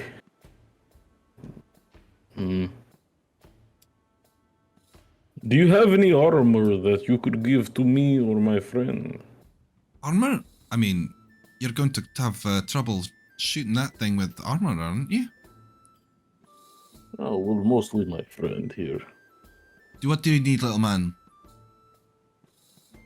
I'll step to the side. I don't need no armor. Oh, right then. I have that. We have that. We have the no armor. We have that. Yes. 50 gold for no armor. I'm kidding. I'm kidding. All right, get on with you. Get on with you. As you can see, I've got plenty of customers. She kind of waves her arm around the room. Of course. Lilu, come on. Come back.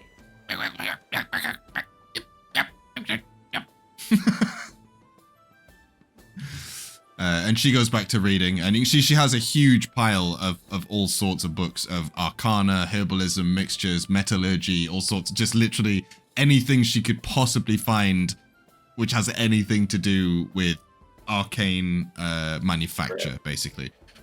Right. Okay. Oh! Helena! I may or may not have misplaced one of Bertolt's sheep. Do you know where I could find it? She shakes her, she goes, don't worry. He'll forget that the sheep's gone in the morning. Well, I promise to give him another one. Well, if you... I don't know, I mean, the Oasis, maybe? But that's miles away. Well, it's not miles away, but you've got to go through Cracker's Pass, and that's dangerous. So, for that. just so you know in your own head that the Oasis is actually where your tribute altar is. Okay. It is in fact where you're heading. Okay. All right. Thank you, Helena. I'll see you soon, sister. And It's lovely to see you again. Yep, nice, and I'll hopefully see you tomorrow. We need your vote. And she starts as you leave the room. All right. Hold on. My game is not working for some reason, so I'm just gonna... Is that not?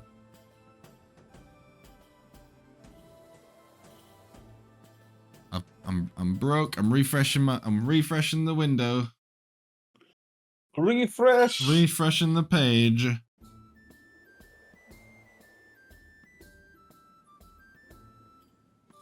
Now it's working. Nice. Yeah, somebody's just need to refresh this and it fixes. Okay, so you head back outside, and you can see that it is now. You arrived early morning, so it's kind of midday now, sort of lunchtime. As you guys head out into the sunny, dry desert winds of Viermorre. Rocko, I have a few more things to take care of in town. What is it that you would like to do, though? My town has many sights.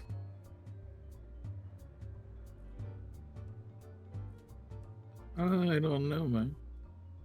I need a drink. I know the perfect place.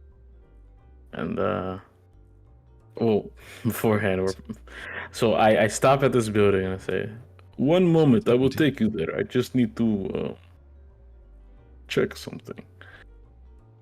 And I lift this vase in front of my home.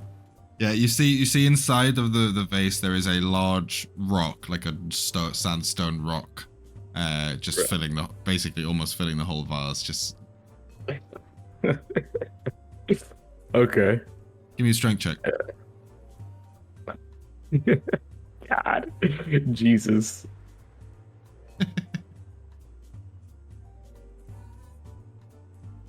Easy, yeah. So it's heavy. It's a heavy rock. You question how strong your sister is as you lift this rock out of the vase. And like, Jesus, weren't expecting it, but then you bang slam it on the floor.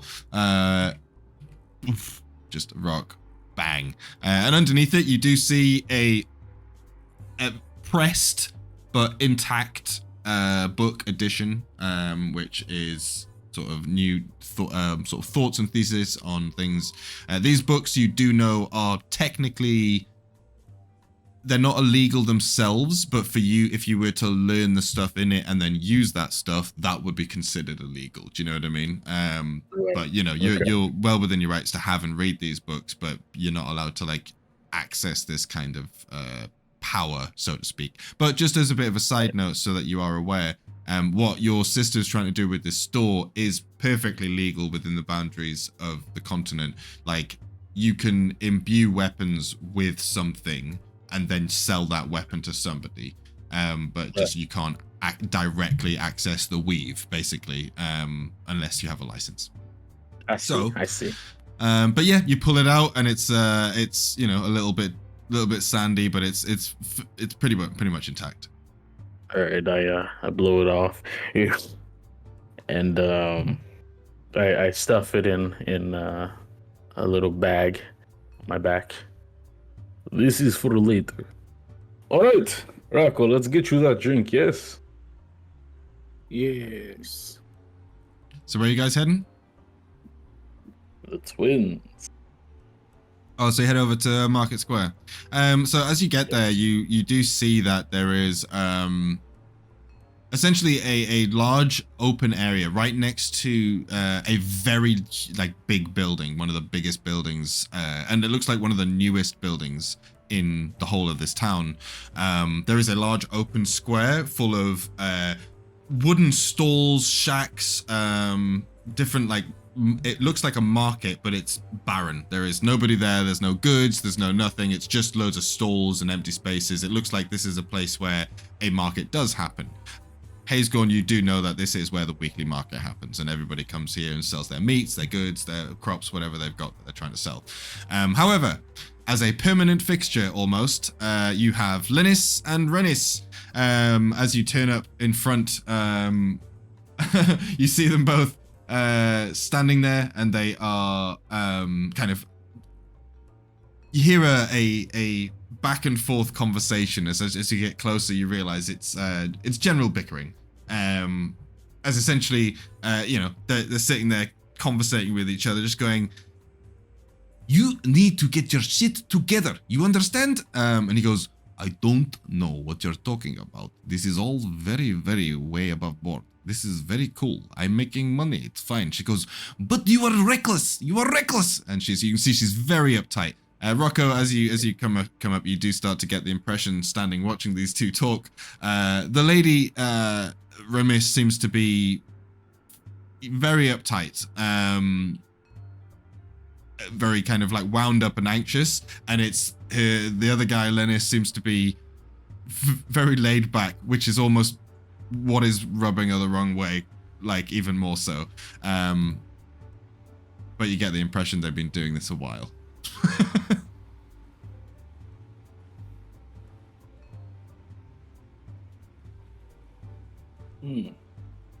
What do? You just stand and watch them bicker?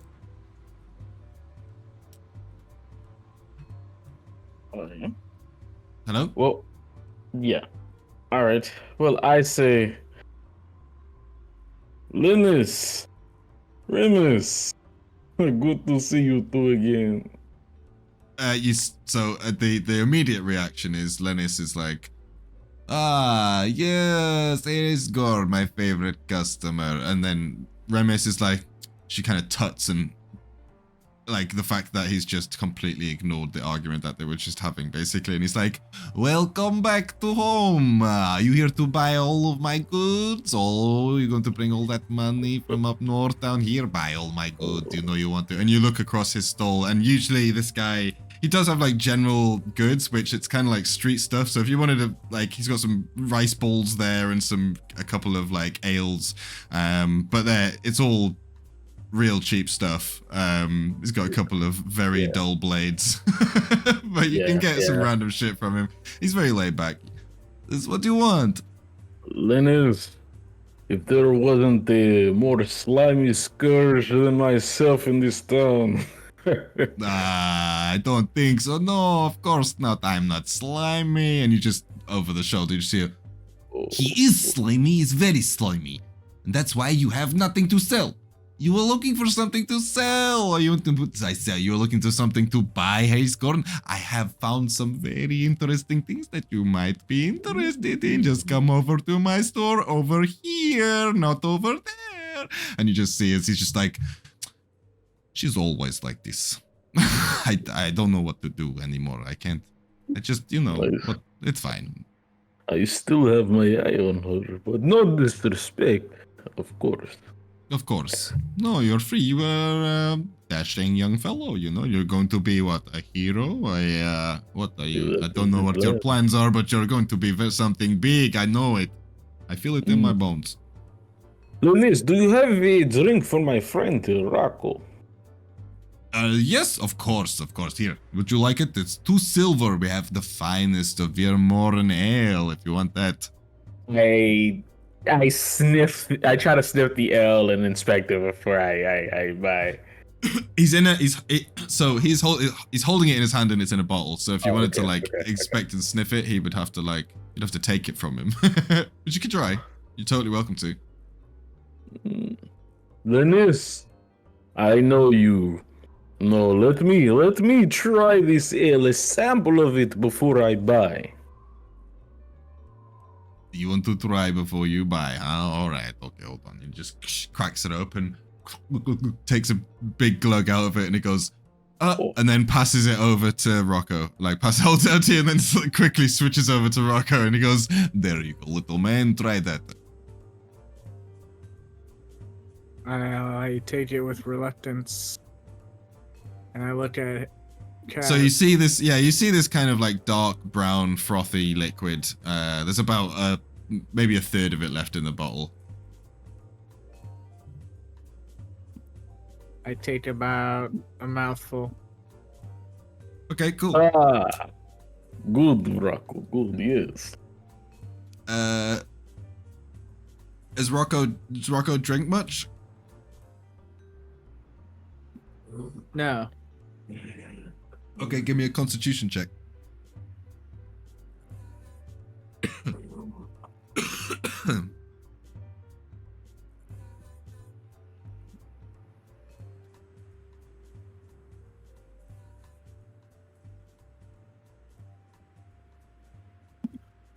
A constitution? Yeah.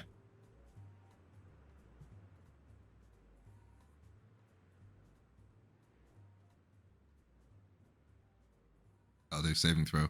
No, so it bubbles as you drink it. It starts to froth and bubble down your throat, and it's got this kind of really acrid taste to it. It's not pleasant whatsoever. And so yeah, it's not good. It's not good. Even just a mouthful, you kind of choke a little bit and spit up a little bit. It's like, oh, you don't like it? All right, well, give the rest to Hayesgorn.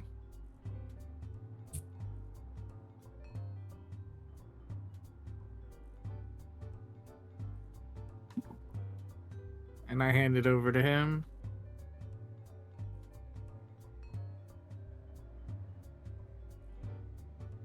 Maybe you'll like this.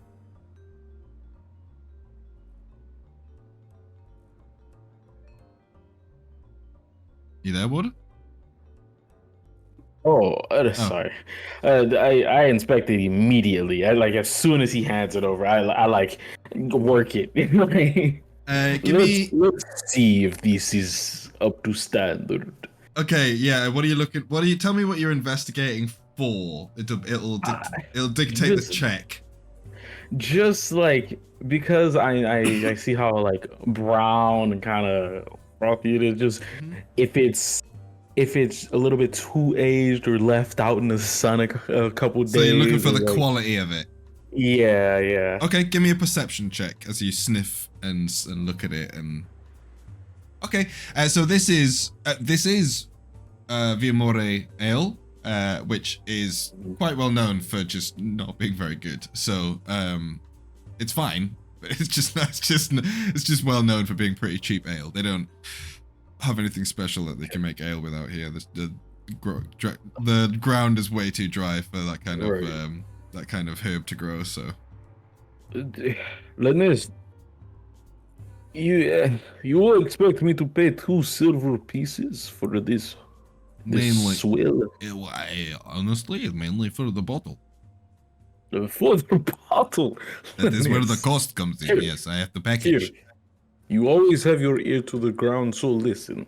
I want to buy the bottle, and I set the bottle back on the counter and kind of Okay. like scoot it away from me. Yeah. I want to buy the bottle, Right. but I will give you 2 gold pieces for some information. Oh, okay. I thought you If were you going to say still for the dabble bottle. in- That okay. If you still dabble in information, I do have my ear to the ground, so to speak. Yes. What kind of information are you looking for? 2 things. 1, the water. What's different about it? I know you know.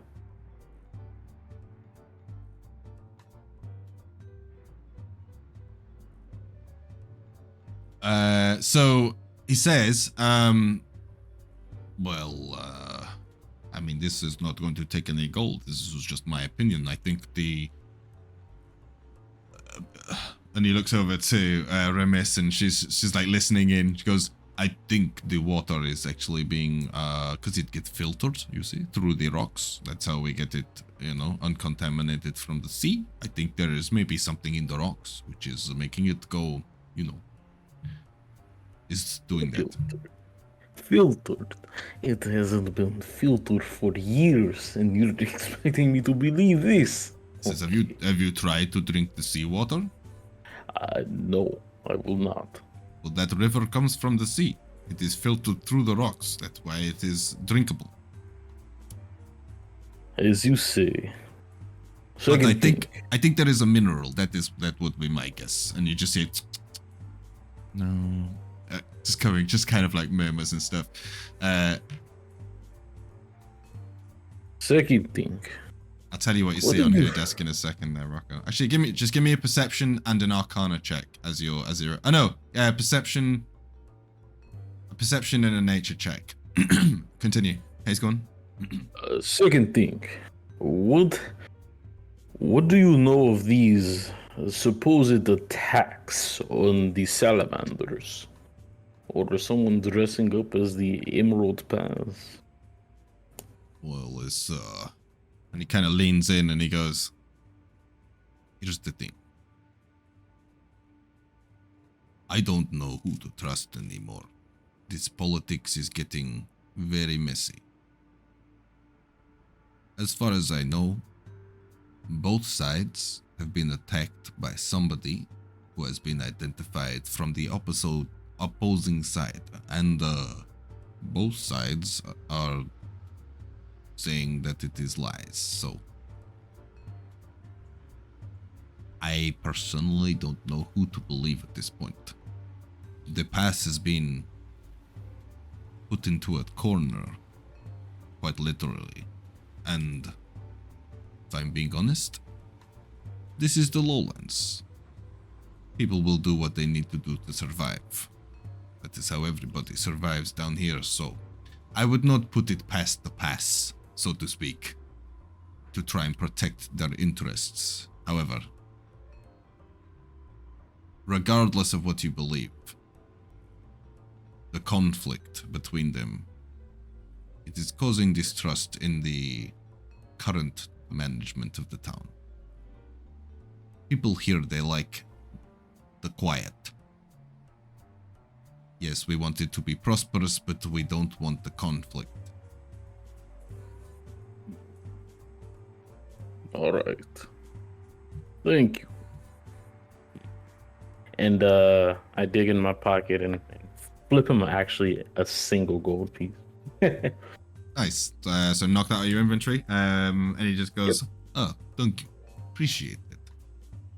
And he takes a bottle of ale, unopened, and just hands it to you. And he goes, "Let's on the house."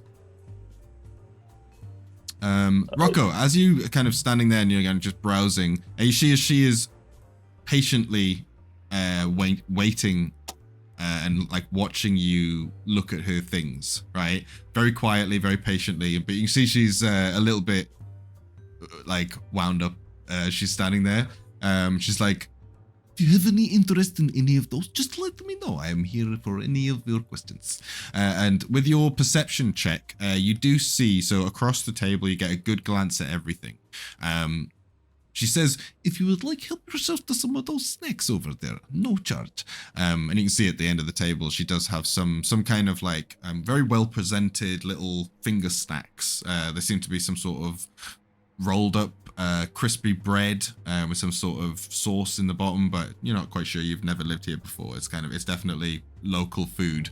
But looking across the table, you see everything is very well organized, lined up in a very clean OCD manner. You can see there's gift bags there as well. But there's quite an interesting looking horn, which is resting on this kind of like piece. You know, it's like a display piece. It's got these, it's a, looks like an animal tusk, but it is encrusted at both ends with like a golden trim, and it looks like the gold runs inside the horn. And as you move across, you see she is standing right in front of what looks to be some sort of scroll rolled up and encased in like a little silver scroll case. You can see there is a very shiny looking dagger. There's a few odd bits and bobs in the background, like you can see there's some like a few bottles of what looks to be some ingredients or whatever. But on the front of the table, you do see there is a number of pots. With a 7 on your nature, I'd say that you essentially recognize some of the liquids, well, one of the liquids in there, which it is a potion. One of them is a potion of healing. The other two you don't recognize.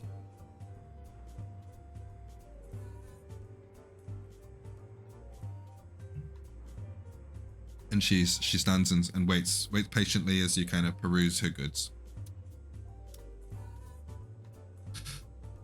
What are you doing, Hayesgorn? You doing anything? I was actually going to head over here as well. What are you doing, Rocko? Remus. Oh, Rocko? My bad, I was muted. Yeah, I thought you might be. Oh, so give me a second. It's alright. Remus. Do you have anything that may help me get back on my feet if I get a bit banged up?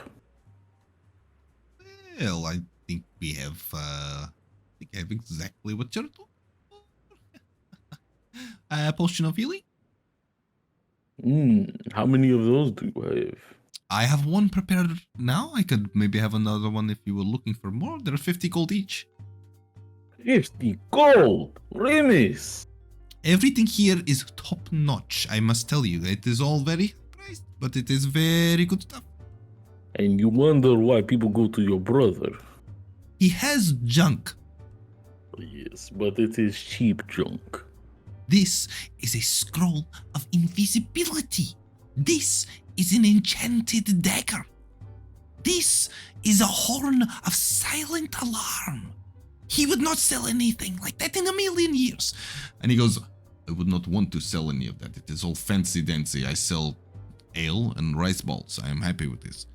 She's like, it's good. And he kind of leans back in his chair. She's like, God, no, this is fine goods. If you want it, you can pay for it.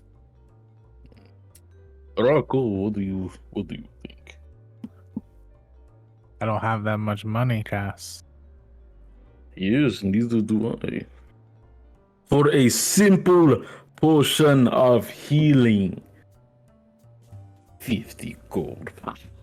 I can make you some dewberries. I feel like I'd rather eat the gooseberries than drink whatever this is and drink away 50 gold. Remis, what does the dagger do? What does that? It is enchanted, so it is sharper, you know, and it has arcana in it. I see. It's And plus one. the It's a plus horn- one dagger, basically. And the horn of silent alarm. Well, that is very special. So that you will blow, and only one person that you want to hear will hear the horn. Well, within 600 feet. Very And how useful. much is that? That is 75 gold. 75. So damn near just as expensive as the healing potion that only has one use, I'm sure. No, the horn can be used, I believe, 3 times a day. But those are the cheapest items that I own. I would hate to see what the expensive items you hold up. Yeah, listen. The horn. I can do 10 gold for it. 10 gold. Yeah, give me a persuasion check. I hope I am the most persuasive. This is not an easy check. Yeah. Not Okay, a alright. chance. Look. Hayesgorn, for a friend, okay, best I can do is half price. Okay? I look at Linus. I look at Linus, and I just put like my finger over my mouth, and like my index finger over my mouth, and I speak to Lilu. I'm like, Lilu. Remember that one spell that we were practicing on the maidens back in the day? Yes, the suggestion spell. I'm going to need that now. And I kind of wave my hand in front of Remus and cast the suggestions spell on there. Okay. So, let me just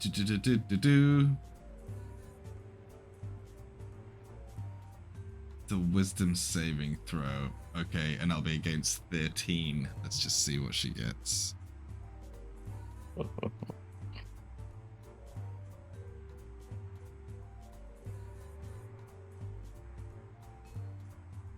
She nailed it. Son of a bitch. And What like I as did- so you kind of hear the and you just kind of repeat and you wave your hand across. She goes, nope, none of those Jedi mind tricks are gonna work on me. Remis. Fine. I don't have that kind of gold, so. When you come Just back go- with 40 gold, I know you've got gold stashed away, Hayesgorn. I Everybody don't knows have you have gold. Look at you, I know I have gold. I know you have gold stashed away somewhere. Come back with 40 gold, I'll sell you the horn. And I kind of grunt and stomp off.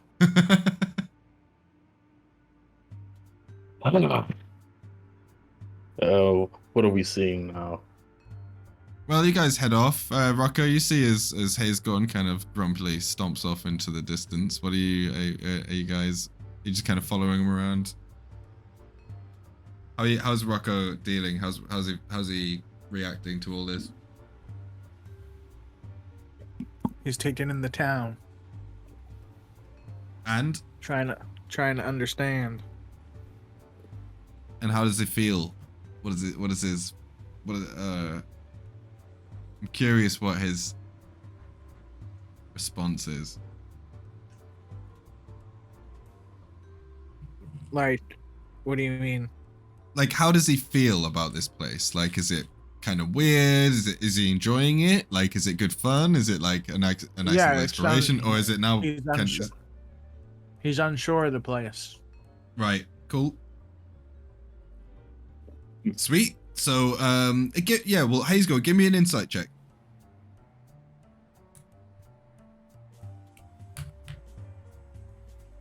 Okay, sweet, perfect. Yeah, so you do see, as you're kind of like, making your way around your hometown and getting reintroduced to people I haven't seen in a little while, and like, it's just kind of, you kind of just getting to grips with what's happening. You do notice that Rocko is, while he's keeping up and he's chatting to people, he is definitely reserved, and he's kind of keeping behind you at a slightly slower pace and having to catch up and stuff like this. So it is something that you are aware of. But yeah, you continue to make your way through the town, and where are you headed next? What do you want to do? Okay. Well, first, Rocko. Yes. I hope my town does not scare you. I know you come from more of a different area than these. You say you come from the south. Those are more wooded areas, yes. There's a lot of things here I haven't seen before. If you ever have any questions, or maybe you want to get something or do something, just let me know. I can always show you around. Can we make money? Yes, actually.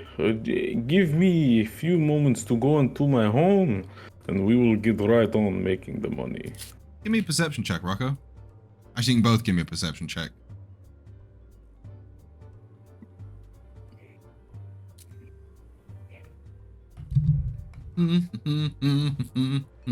Rocko, you see this first, and point this out to Hayesgorn as he's kind of walking into his house. But as he's kind of walking up to the front door and you're walking up behind him, you do notice on a kind of crop of stones, there's boulders all over this place. This town is like, it's not like they've flattened out an area and built a town. They just started putting up houses in this kind of rocky space and using the space as they could. So there's like a huge cluster of boulders in front of his house, and you see, as you're coming across, it catches your eye. There is and it's totally out of place, a large, about the size of someone's head, flower, in bloom. It looks like a purple lilac, which is, as you kind of look at it, it's giving off, even though it's daytime, it's glowing, and it's getting onto the afternoon now, sort of mid to late afternoon, and it's starting to glow. You can see the glow coming from the plant itself. I asked Kaas, has he ever seen something like this before? Yeah. There are plenty of plants in the desert. It doesn't look really special to me. You can both give me a nature check if you want. Hayesgorn, you can do it with advantage, because this is your town. It's better. So Rocko, with a 16, this definitely isn't like a desert plant. For sure. You've seen the cacti, you've seen all the stuff around here. They're all, while there is plant life around here, it's all dry, harsh, rigid. There's very few kind of like floral plant life.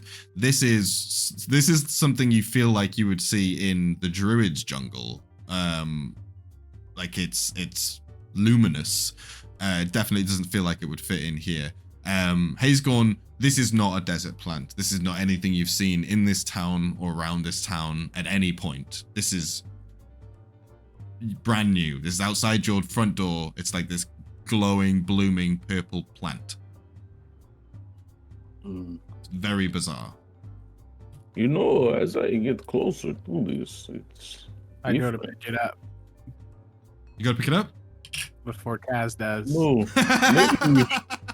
No, maybe we shouldn't touch. And I'm saying that as he's picking it up.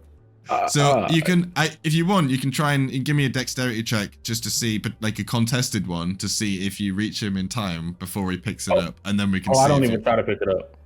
No, but you might. Oh, I thought you were trying to stop him from picking it up.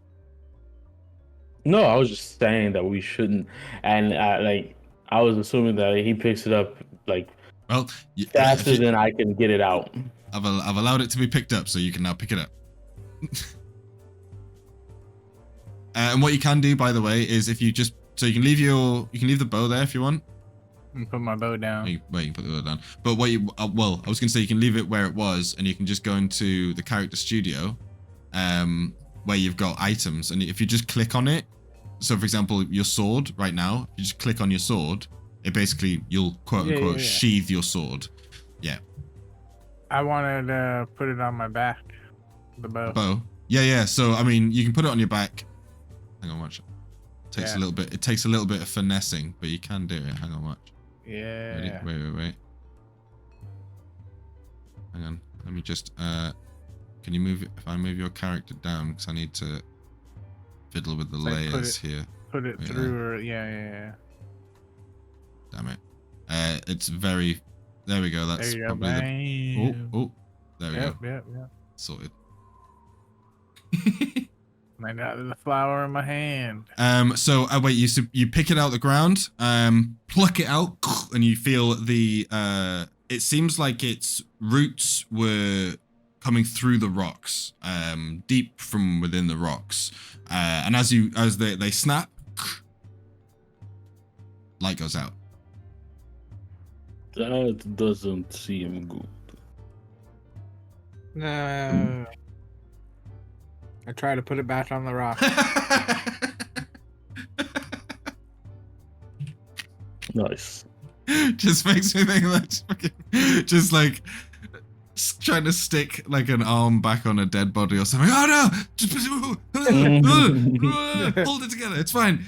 No, you just gently place the plant, which is now like, dull purple, but it's still an odd plant. Just place it gently on the rock.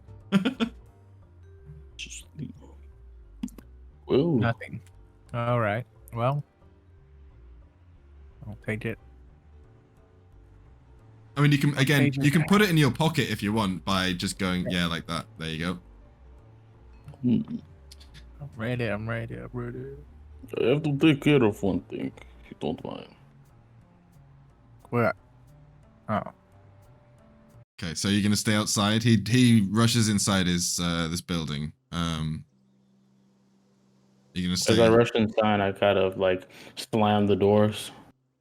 I wander off. Okay, so I'm just gonna focus on Hayesgorn for the moment. As you wander off into the village, as he says, "I'll be right back," and you just immediately wander off. Hayesgorn, you enter your home, your father's home. You have been not really staying here, but you've been using this place on and off, and essentially just not touching anything apart from the stuff that you need to touch. You know what I mean? Just like, and pretending that it's all not really there. But you enter the room and it looks exactly the same as it always does. Nothing's moved. Nothing's been changed. It's cold.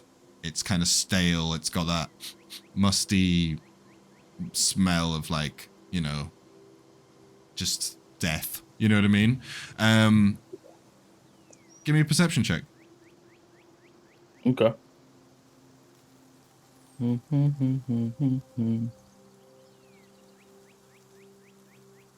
4.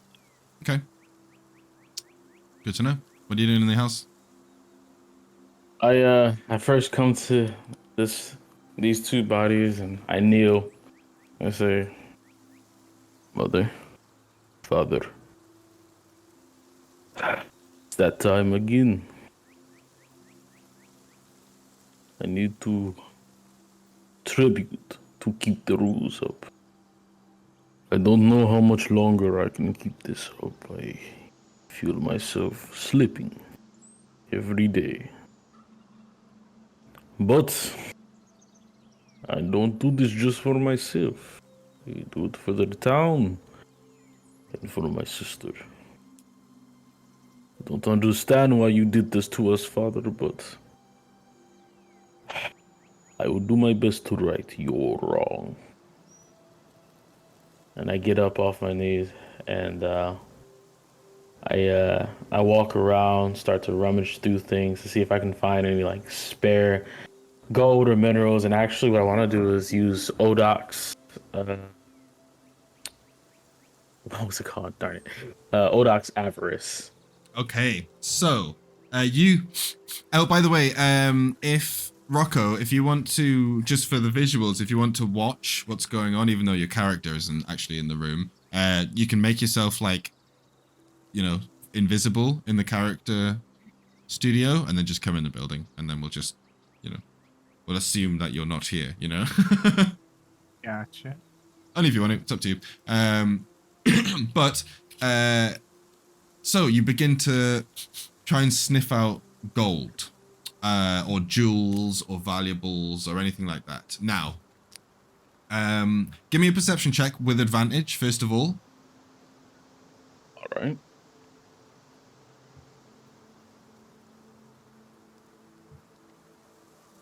And just so everybody else knows what this is, we have...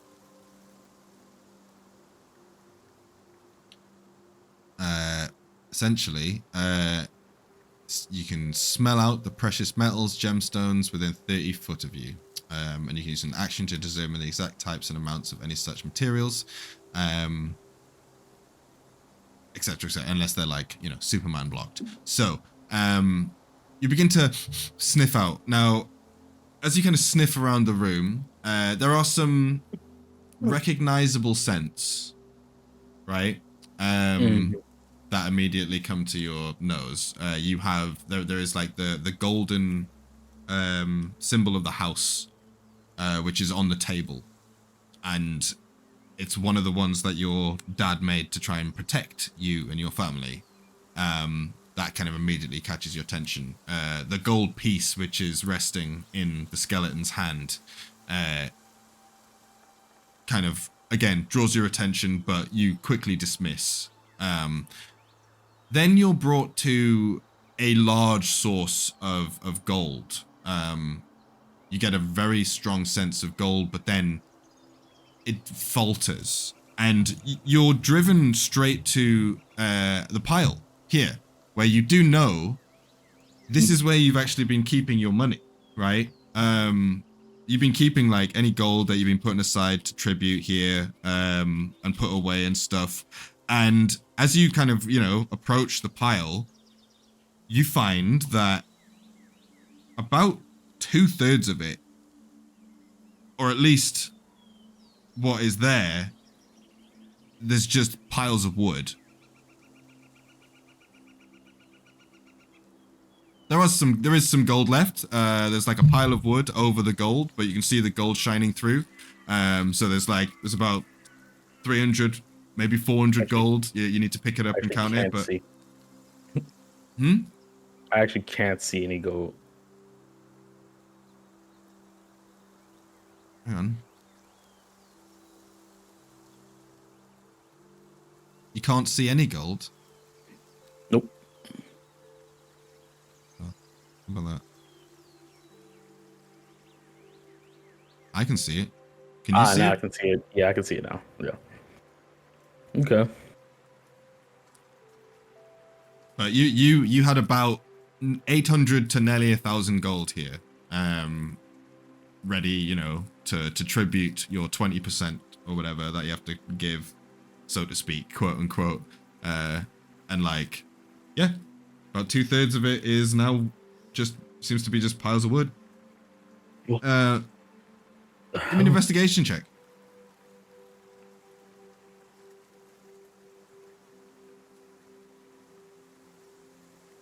Okay, digging through the pile. However, you do find something.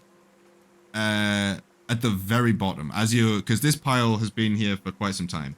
You piled this up from the original gold that you could find around the house. And you kind of just shoveled it all together.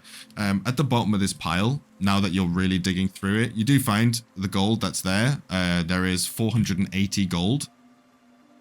Mm.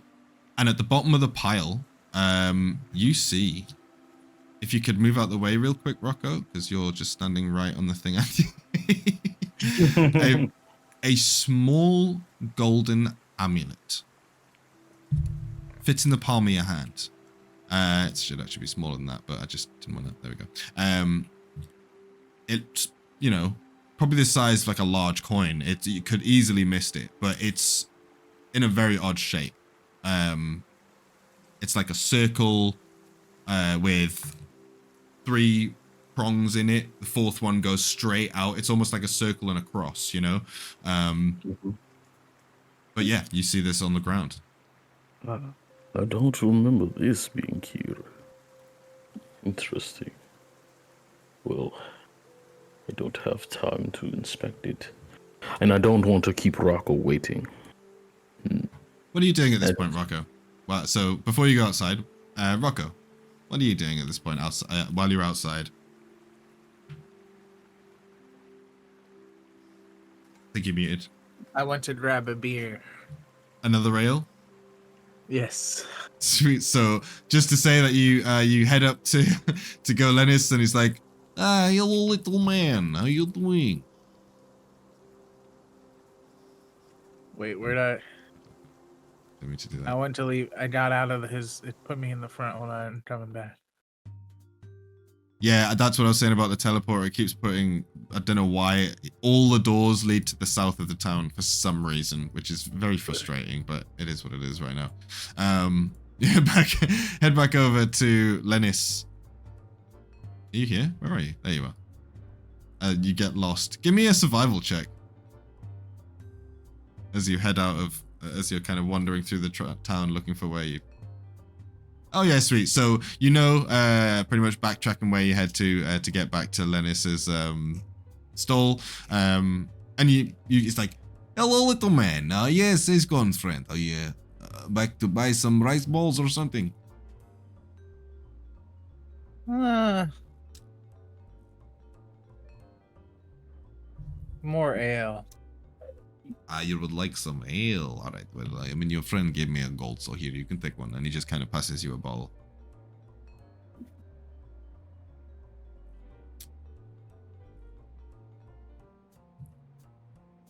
Enjoy that. And don't choke it up this time. Just drink it slowly. It grows on you. Literally. Double fisting. Let me go over here now. Just. So why Hello don't there. you like your brother? She looks over and she goes, can't you tell? He's useless. He's sloppy. He doesn't care. He doesn't take... he doesn't put in the effort. He doesn't...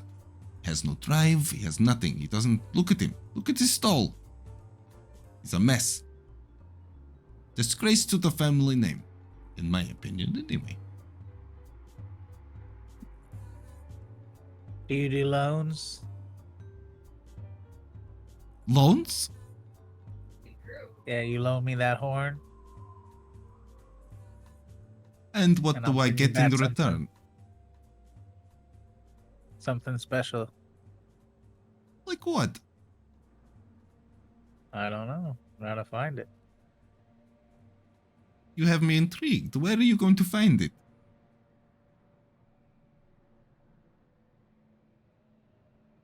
In my hometown. Oh, where are you from? The woods. Just woods? I've been to the woods many times. I don't know what you're going to find there that is special like this. Have you ever had mushrooms? Mushrooms? Yes, I've tasted mushrooms. Not these kind. Give me a persuasion check. You can have advantage on this as well.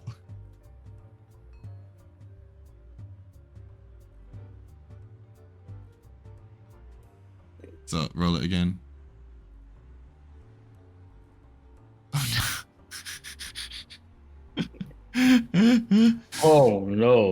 She's like, I don't like mushrooms, unfortunately, but if there anything else that you could offer?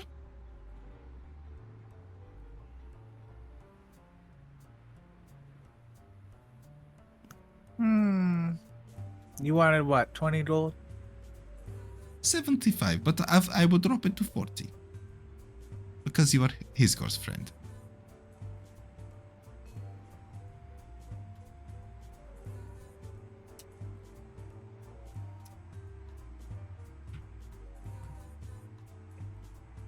It's a very good price. I'm thinking. Take your time. And try some of the snacks. That's why I put them there. For VIP customers just like you.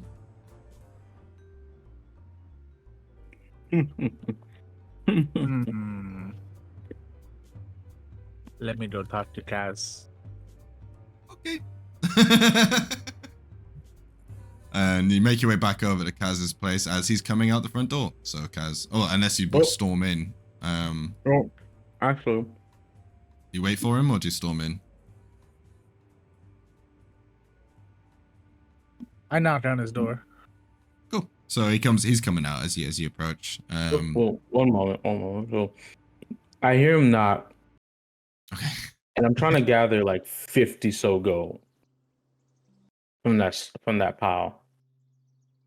Okay. So yeah, I grab like 50 from the pile.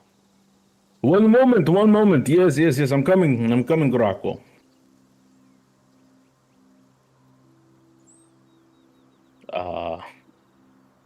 Okay, yeah, 109. Okay. And now I'm coming out.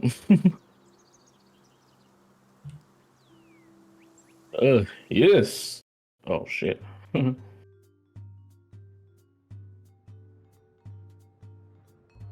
yeah. You can drag and drop yourself. Yeah. There you go.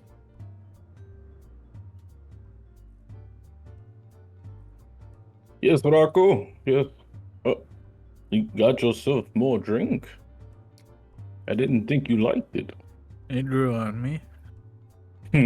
It does that. All right. What was it? Right. Yes. We must get going. Do you think that horn that one lady sells is special enough to buy? Did you want it? No. All right then. Okay.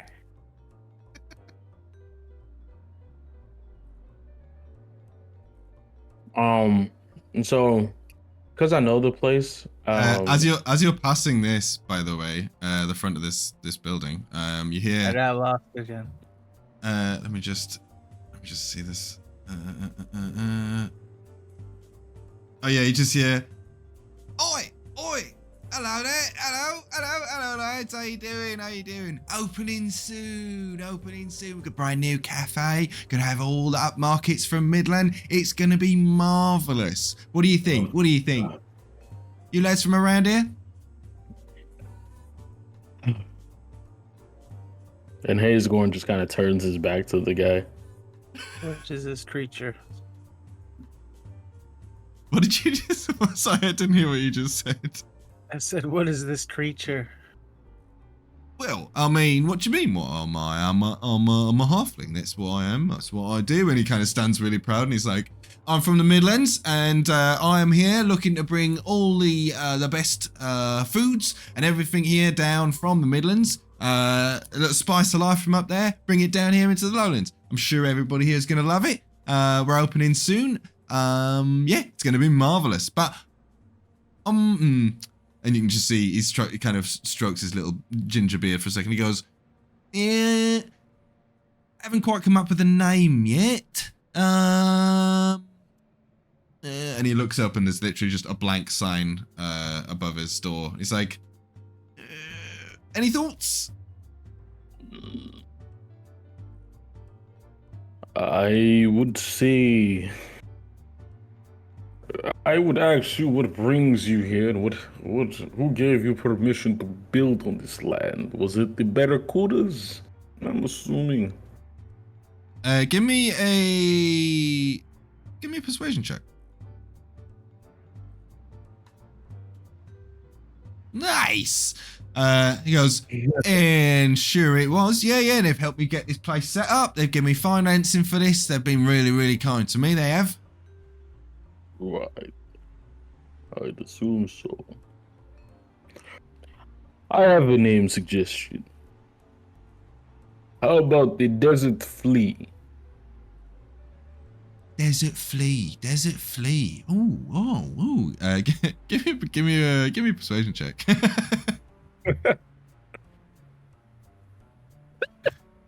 No, he goes, I like it. The Desert Flea. Hold on. And you just see he kind of clambers up, and you just see as he gets a little marker, and he goes, let me see how this looks.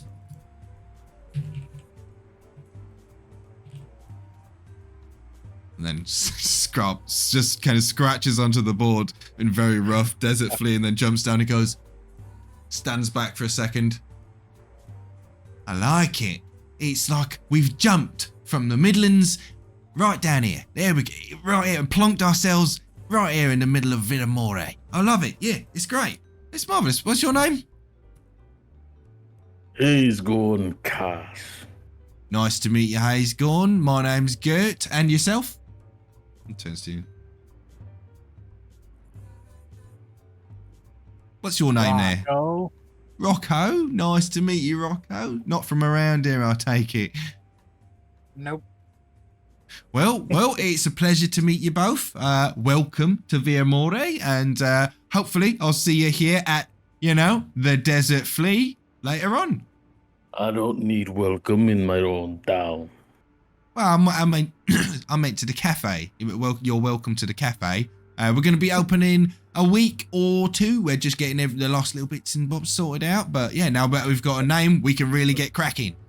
And I just kind of brush past him, and Lilu turns around on my head, and you could kind of make out her or it giving this side eye, like the little dots on its face is just squinted.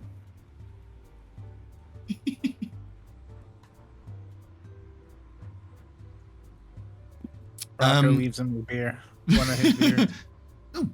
Oh, thank you. Right. You head around the back. Give me a perception check. Both of you. As you head around the back of the Desert Flea. 14. So 12 isn't good enough, but it is good enough for one thing. So 14. Well, I'll do the 12 first. 12. Rocko, looking at Hayesgorn, looking at this building, as you sort of walk around it. This is again a bit like the hall. This is another brand. It's not one of the desert sand buildings. This is more brand new. You can see it's definitely modern. It's still sand desert vibes, but it's fresh. It's got modern amenities. You can see there's plants, and it looks really nice. And as you're looking around it, you can see there's the main front doors. There's a bunch of windows all along the side, and then there's a singular door in the back of the thing.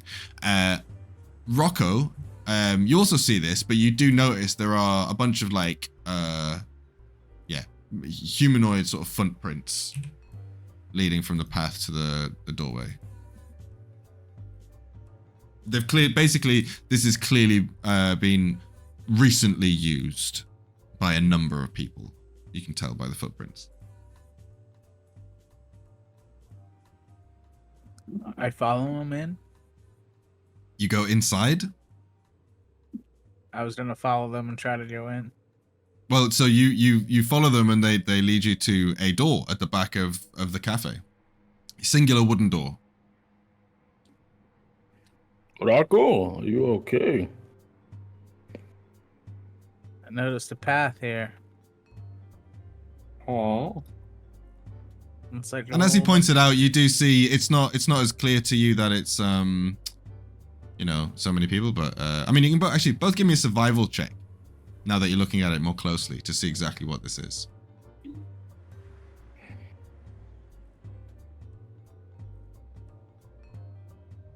Okay, so Hayesgorn, you just see like a footpath, basically, from the the stones leading to the back door. Rocko with a 17, you can see that this has been recently, is quite frequently used path, which is kind of worn into the sand.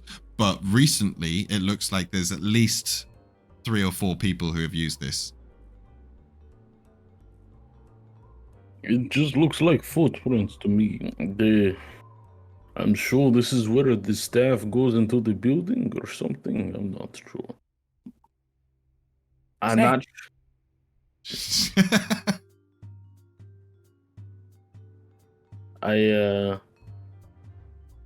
I kind of avoid the snake a little bit.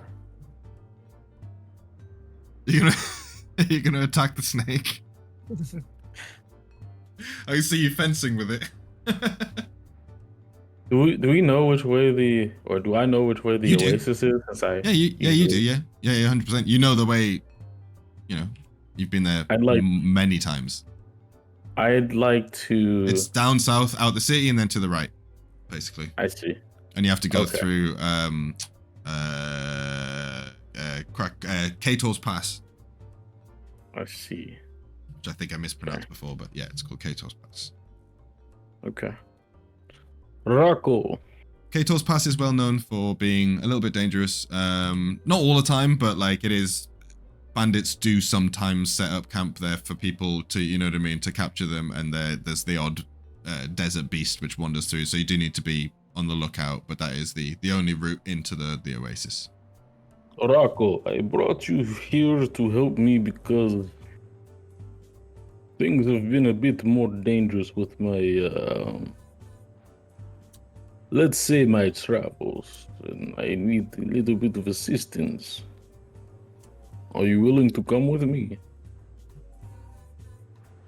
I trust you so far. Great.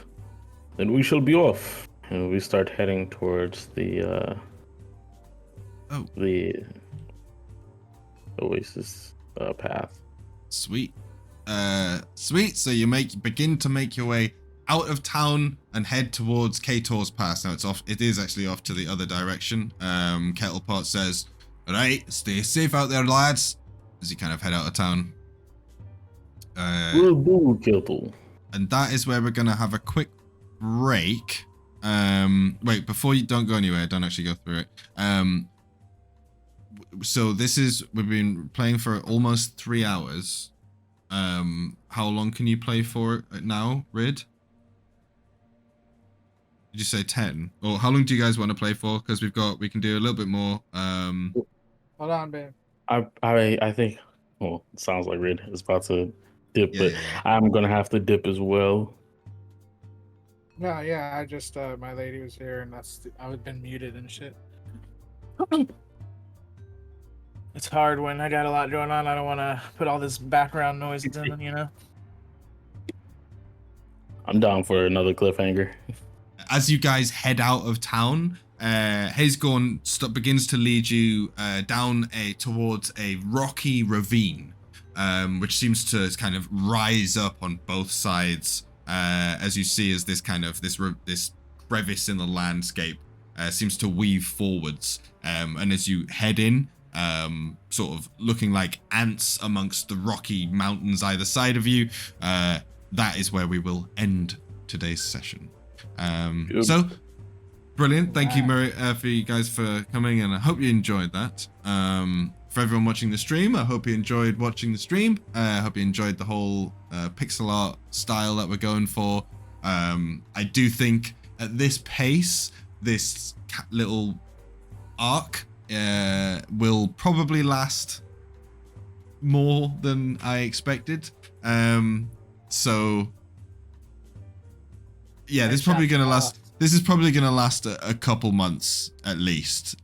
So this will give me enough time to get the academy ready, the very least. But we should have a good fun in this, because I hope you guys are enjoying this little exploration into Viermorre and what's going on. But thank you all for coming. You can watch this at dev.tabletop. We're gonna basically release these as little episodes. If you want to watch them just raw, they're gonna be on dev.archive. But yeah, thanks very much, and I hope you all have a good day.